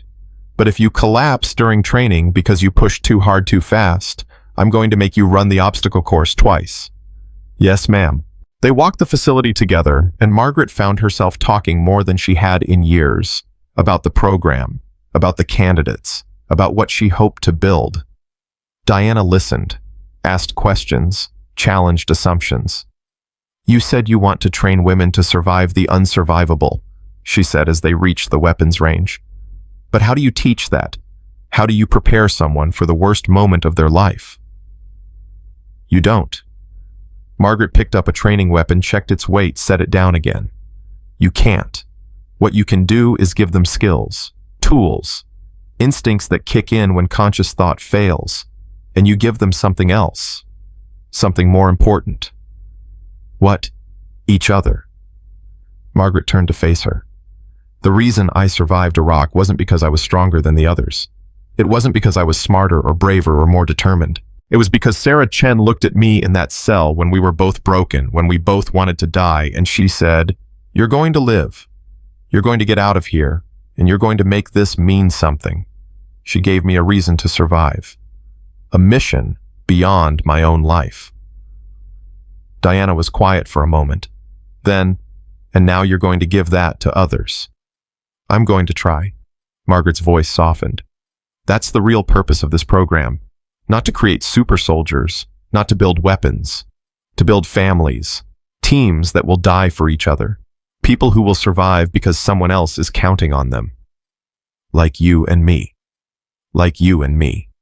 They stood in comfortable silence, two women from different generations, bound together by circumstance and choice. Can I ask you something personal? Diana said finally. You can ask. I might not answer. The woman, Volkov's daughter, the one Callahan told me about. Diana hesitated. Are you going to meet her? Margaret was quiet for a long moment. I don't know yet. What's stopping you? Fear. The word came out before she could stop it. I've hated her father for 30 years. That hatred kept me alive when nothing else would. If I let it go... She shook her head. I don't know who I am without it. Maybe that's the point. Diana's voice was gentle. Maybe you need to find out.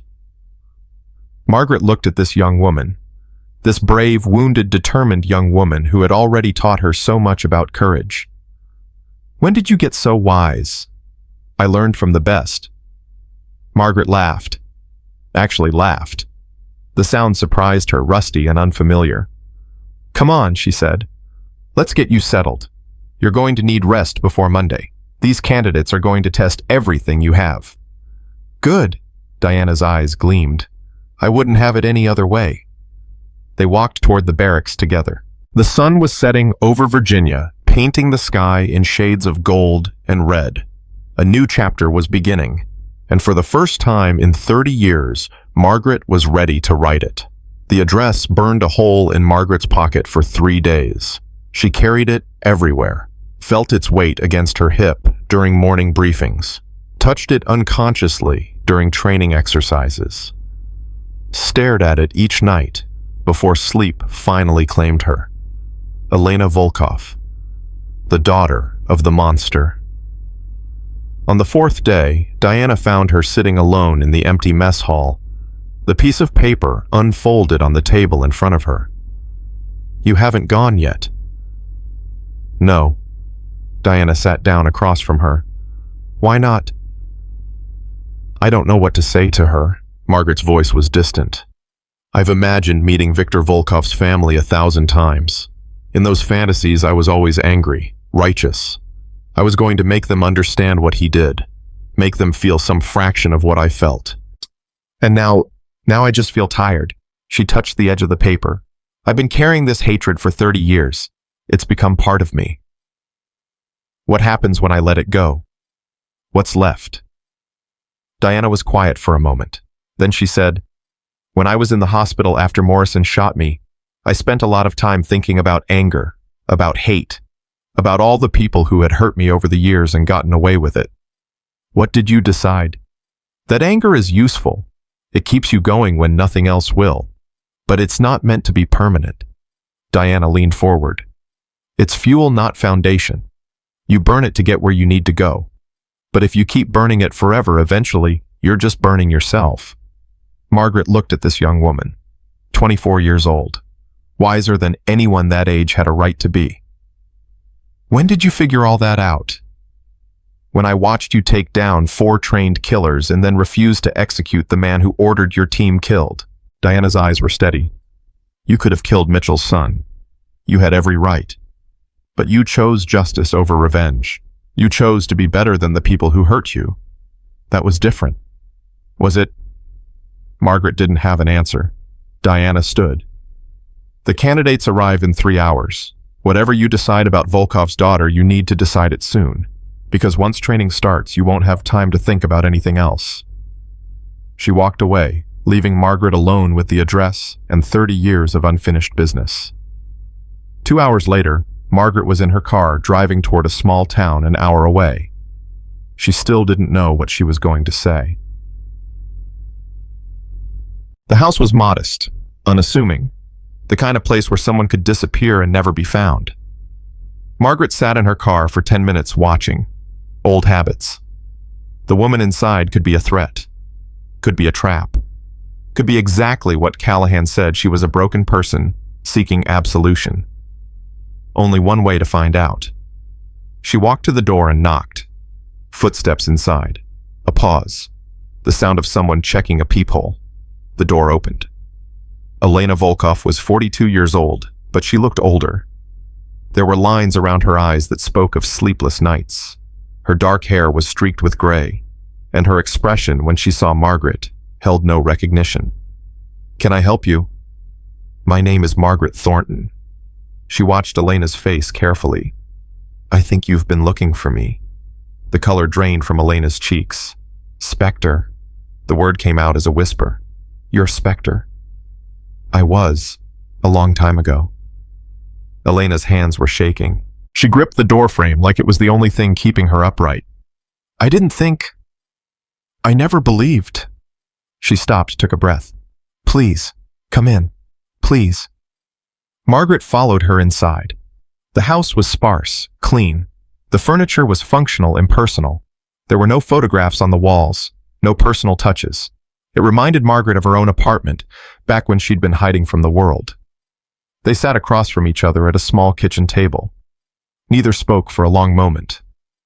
Finally, Elena broke the silence. "I know what my father did to you." Her voice cracked. "I know what he did to your team. I grew up hearing stories about the American woman who escaped, who ruined his greatest operation. He called you a demon, a monster.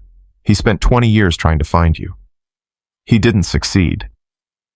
"No, but his obsession destroyed our family. My mother left when I was 12. She couldn't live with who he had become." Elena's eyes were bright with unshed tears. "I stayed because I was afraid, because I didn't know anything else, because I wanted to believe that he was the hero he claimed to be."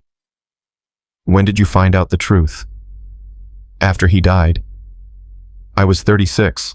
I found his files, his real files, the ones he kept hidden from everyone." Elena's voice dropped to a whisper. "I read what he did to you, what he did to the others, the methods, the—" She couldn't finish.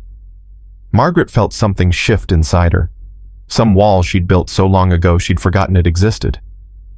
"Why did you defect?" "Because I couldn't live with it anymore. Because I couldn't be his daughter and still look at myself in the mirror." Elena wiped her eyes. "Because somewhere out there was a woman who had survived my father's worst, and I needed her to know that I was sorry. You're not responsible for what he did.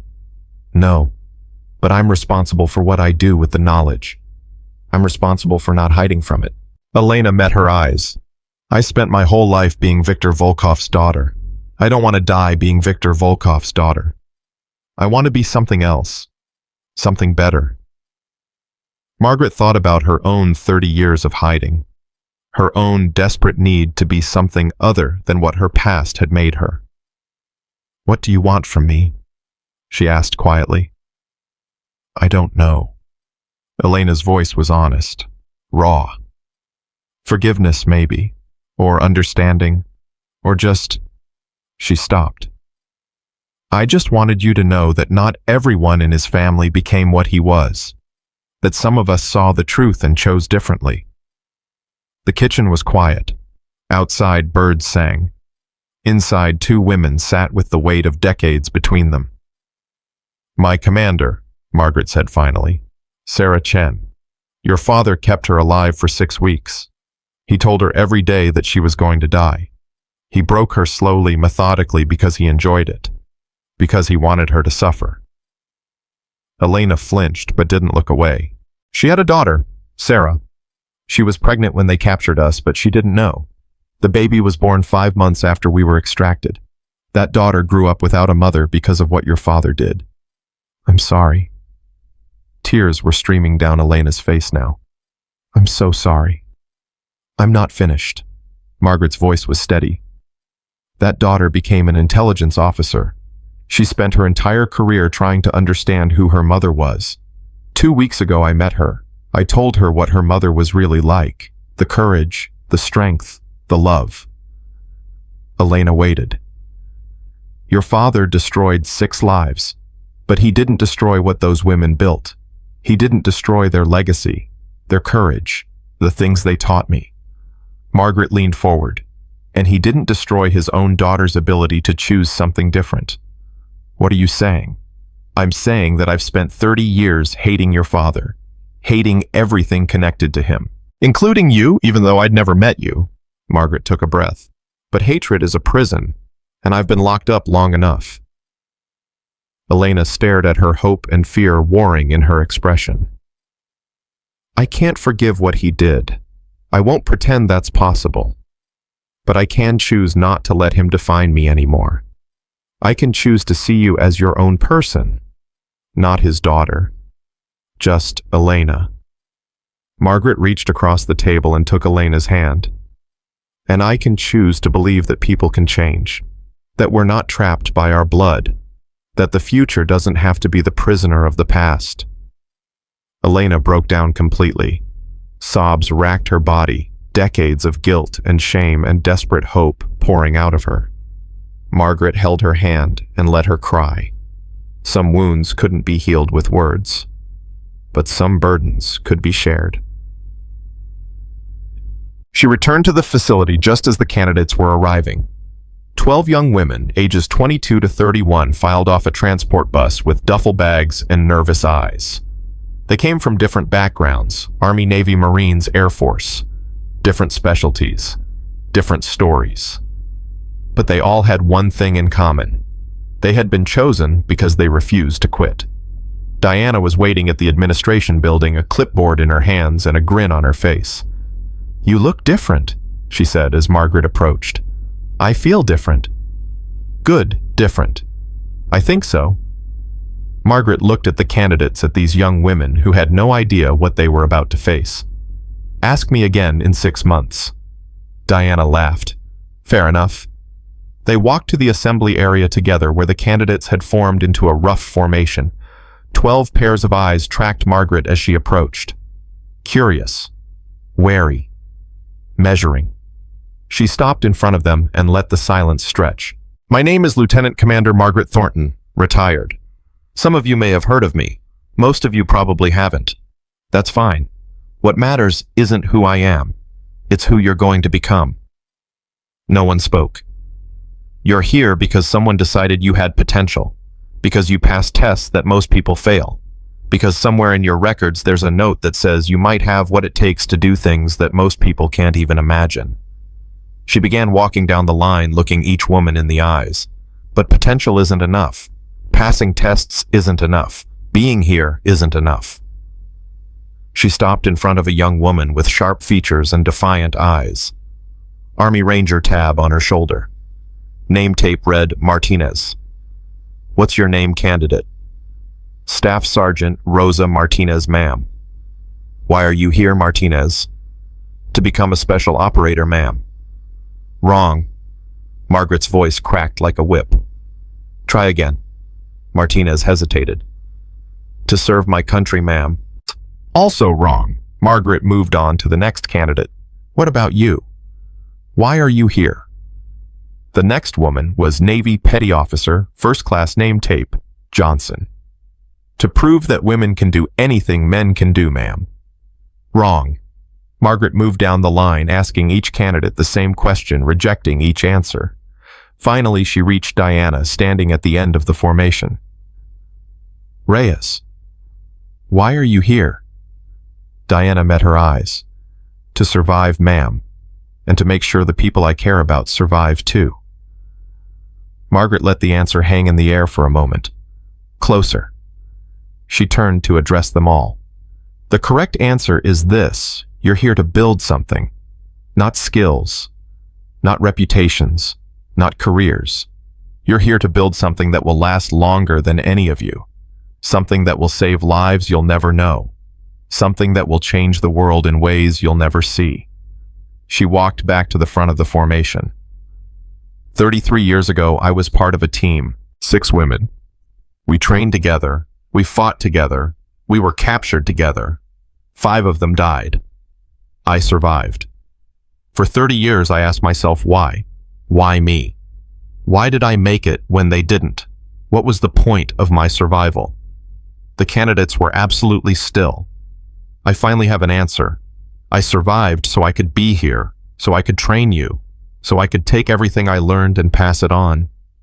Her voice hardened. So the next generation of operators would be better than we were, smarter, stronger, more prepared. So the next time someone faces the impossible, they have a better chance of making it through. She paused, letting the words sink in.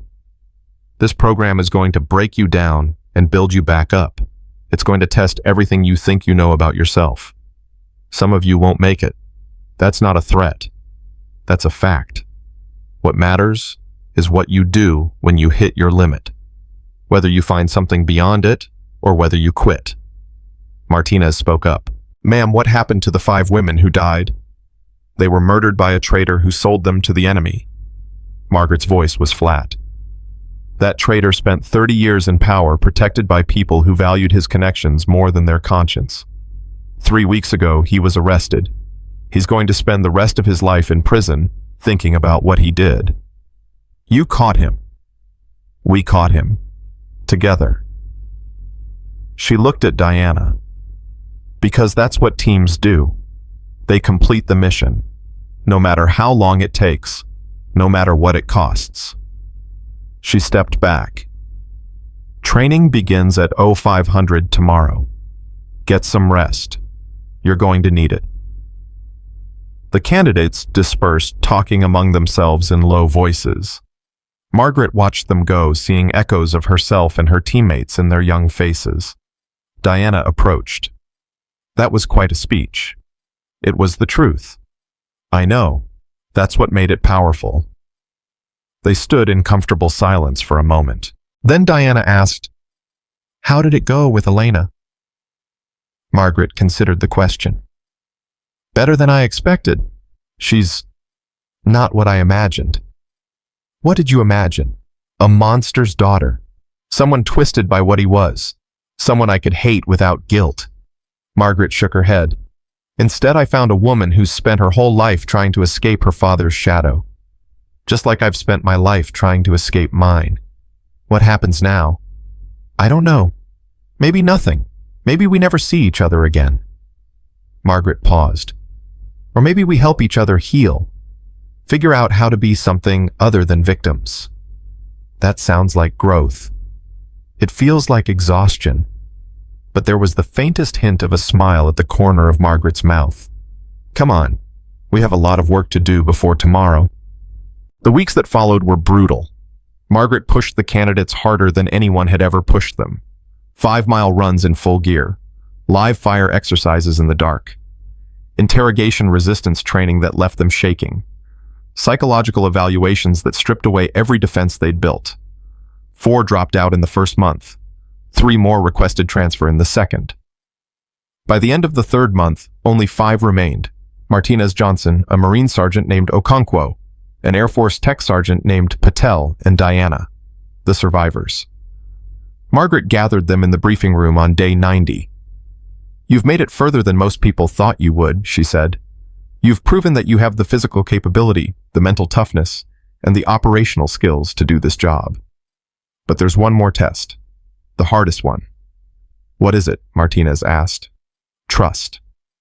Margaret looked at each of them in turn.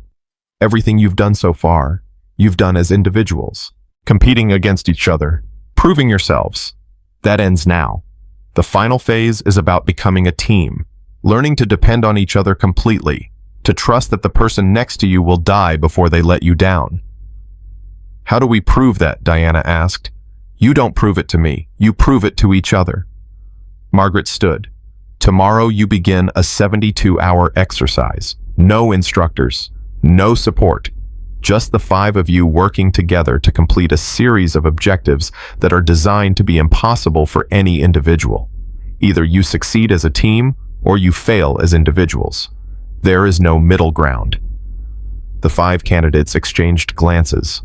Margaret could see the calculation in their eyes. The uncertainty. The fear. Good. Fear was appropriate. Any questions? Johnson raised her hand. Ma'am, you've told us about your team, about how they trusted each other, about how that trust saved your life. She hesitated. What if we're not capable of that? What if we don't have what it takes to be what they were? Margaret was quiet for a moment. Sarah Chen asked me the same question once, the night before our first mission. She was terrified that she wasn't good enough, that she'd let us down, that her weakness would get someone killed. What did you tell her? I told her that trust isn't about being good enough. It's about being honest enough. Honest about your strengths. Honest about your weaknesses. Honest about when you need help. Margaret's voice softened. The 5 women who died with me weren't perfect. They were afraid. They made mistakes. They had bad days and doubts and moments when they wanted to quit. But they never lied to each other, never pretended to be something they weren't. And when it mattered most, they gave everything they had. She looked at the 5 candidates. That's all I'm asking of you. Not perfection, not superhuman capability, just honesty, just commitment. Just the willingness to give everything for the people standing next to you. She paused. Can you do that? 5 voices answered as one. Yes, ma'am. Shot. The 72-hour exercise nearly killed them. Margaret watched from the command center as they struggled through obstacle after obstacle. Communication breakdowns, personality conflicts, moments when it seemed like the whole thing was falling apart. But they kept going. Martinez took charge when they needed decisiveness. Johnson stepped up when they needed technical expertise. Okonkwo carried injured teammates when their bodies failed. Patel solved problems that seemed unsolvable, and Diana held them together. When tensions exploded, when exhaustion eroded discipline, when someone wanted to quit, she was there reminding them why they were doing this, what they were building, who they were becoming. She was magnificent. At hour 71, they completed the final objective, a simulated hostage rescue that required perfect coordination, split-second timing, and absolute trust. They emerged from the exercise battered, exhausted, and transformed. Margaret met them at the extraction point. Congratulations, she said. You are now the first graduates of the Spectre program. They stared at her, too tired for celebration, too overwhelmed for anything beyond relief. In 3 weeks, you'll receive your first operational assignment.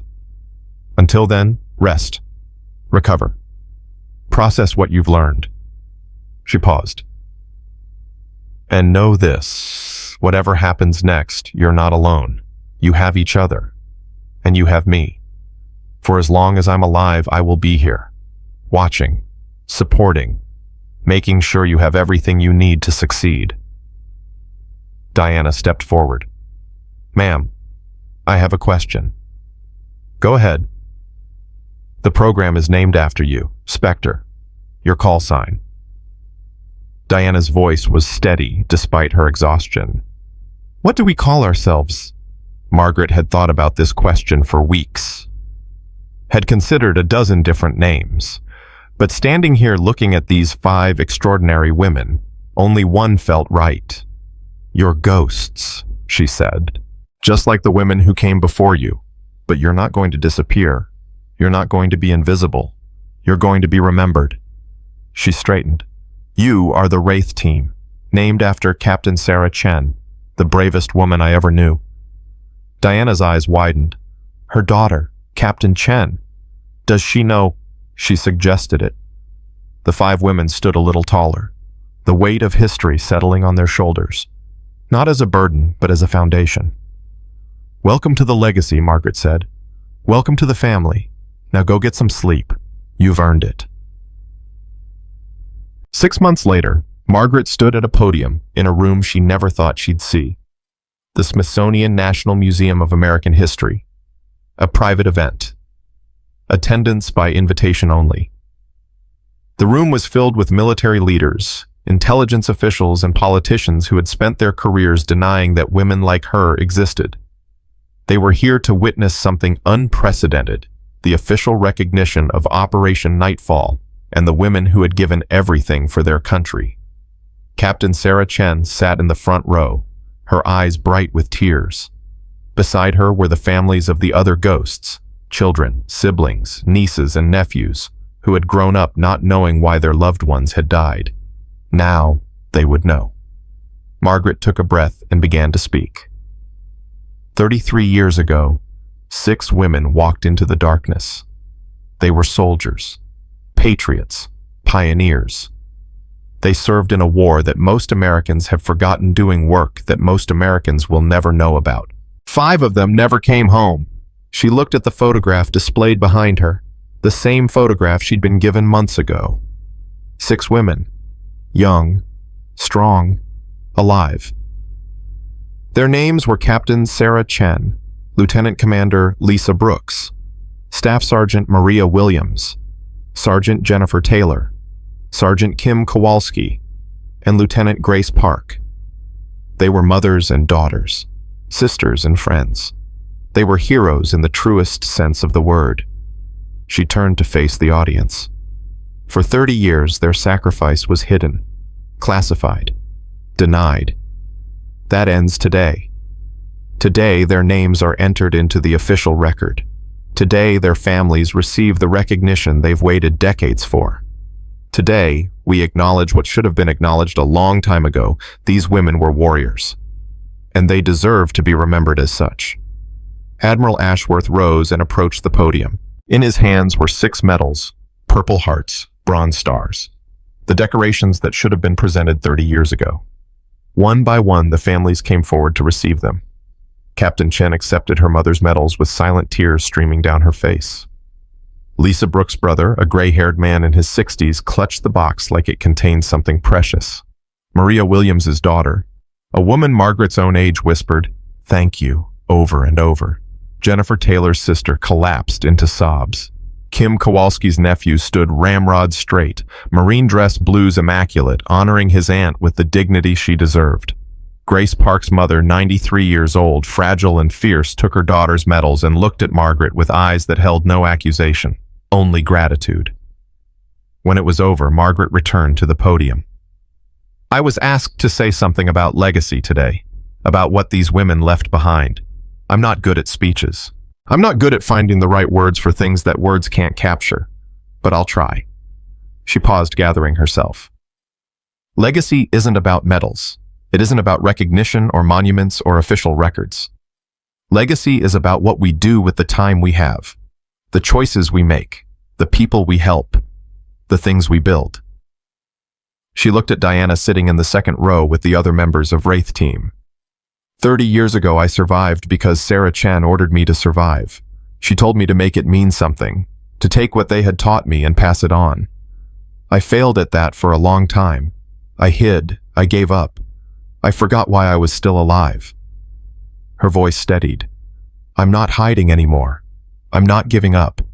And I'm not going to forget again. She looked out at the audience. These women died believing in something bigger than themselves. They died trusting that their sacrifice would matter. It's taken 30 years, but I finally understand what they meant. Their sacrifice mattered because it gave someone the chance to do better, to be better, to build something that would last. She stepped back from the podium. Their legacy isn't me. It's not this ceremony. It's not these medals. She gestured toward Diana and her team. It's them. The next generation. The women who will carry forward everything we learned, everything we sacrificed, everything we hoped for. They are the legacy. They are the future. She raised her hand in a salute. Mission complete. Captain Chen. Mission complete, Wraith Team. The watch continues. 500 people rose to their feet. The applause was thunderous, but Margaret barely heard it. She was looking at the photograph of 6 young women standing in front of a helicopter, and for just a moment, she could have sworn they were smiling. Later that night, Margaret stood alone on a balcony overlooking the National Mall. The monuments glowed white against the darkness. The city hummed with life around her. Diana found her there. Big day? Yes. How do you feel? Margaret considered the question. For 30 years, she'd felt only 2 things, pain and numbness. Anger and emptiness. The weights that survivors carry when they've lost everyone they love. But standing here now, she felt something else. I feel finished, she said quietly. Not done. Not ready to quit. Just finished with the old chapter. Ready for the new one. What's in the new chapter? I don't know yet. Margaret turned to face Diana. That's the point, isn't it? We don't know what's coming. We can't control what the world throws at us. All we can control is how we respond. Whether we hide or fight. Whether we give up or keep going. Whether we face the darkness alone or stand together. Diana nodded slowly. So what do we do now? Margaret looked out at the city, at the monuments built to honor people who had faced the impossible and refused to quit, at the lights of a nation that still believed in something worth fighting for. We train, we prepare, we build, and when the time comes when someone needs us, we answer. She straightened her shoulders. That's what ghosts do. We watch, we wait, and when the darkness comes, we meet it. Together. Together. They stood in silence for a long moment. 2 women. 2 generations. 1 legacy. Then Diana spoke again, her voice soft. Thank you. For everything. For seeing something in me when nobody else did. For teaching me that survival isn't just about staying alive. For showing me what it means to be part of something bigger than myself. Margaret felt the words land somewhere deep inside her, in a place she'd thought was dead. I should be thanking you, she said. You brought me back. You reminded me who I was supposed to be. You gave me a reason to stop hiding and start living again. So we saved each other. I suppose we did, Diana smiled, that fierce, determined smile that reminded Margaret so much of Sarah Chen. What do you think happens next after the training, after the missions, after we've done everything we can do? Margaret looked up at the stars, the same stars that had watched over her in Iraq and Virginia, in every place she'd ever been. I think we find peace, she said. Not the absence of struggle, not the end of sacrifice, but the knowledge that we did our best, that we gave everything we had, that when we were tested, we didn't break. She turned to Diana one last time. The world is full of people who need someone to fight for them, people who feel invisible, people who feel forgotten, people who feel like they don't matter. Her voice was steady and strong.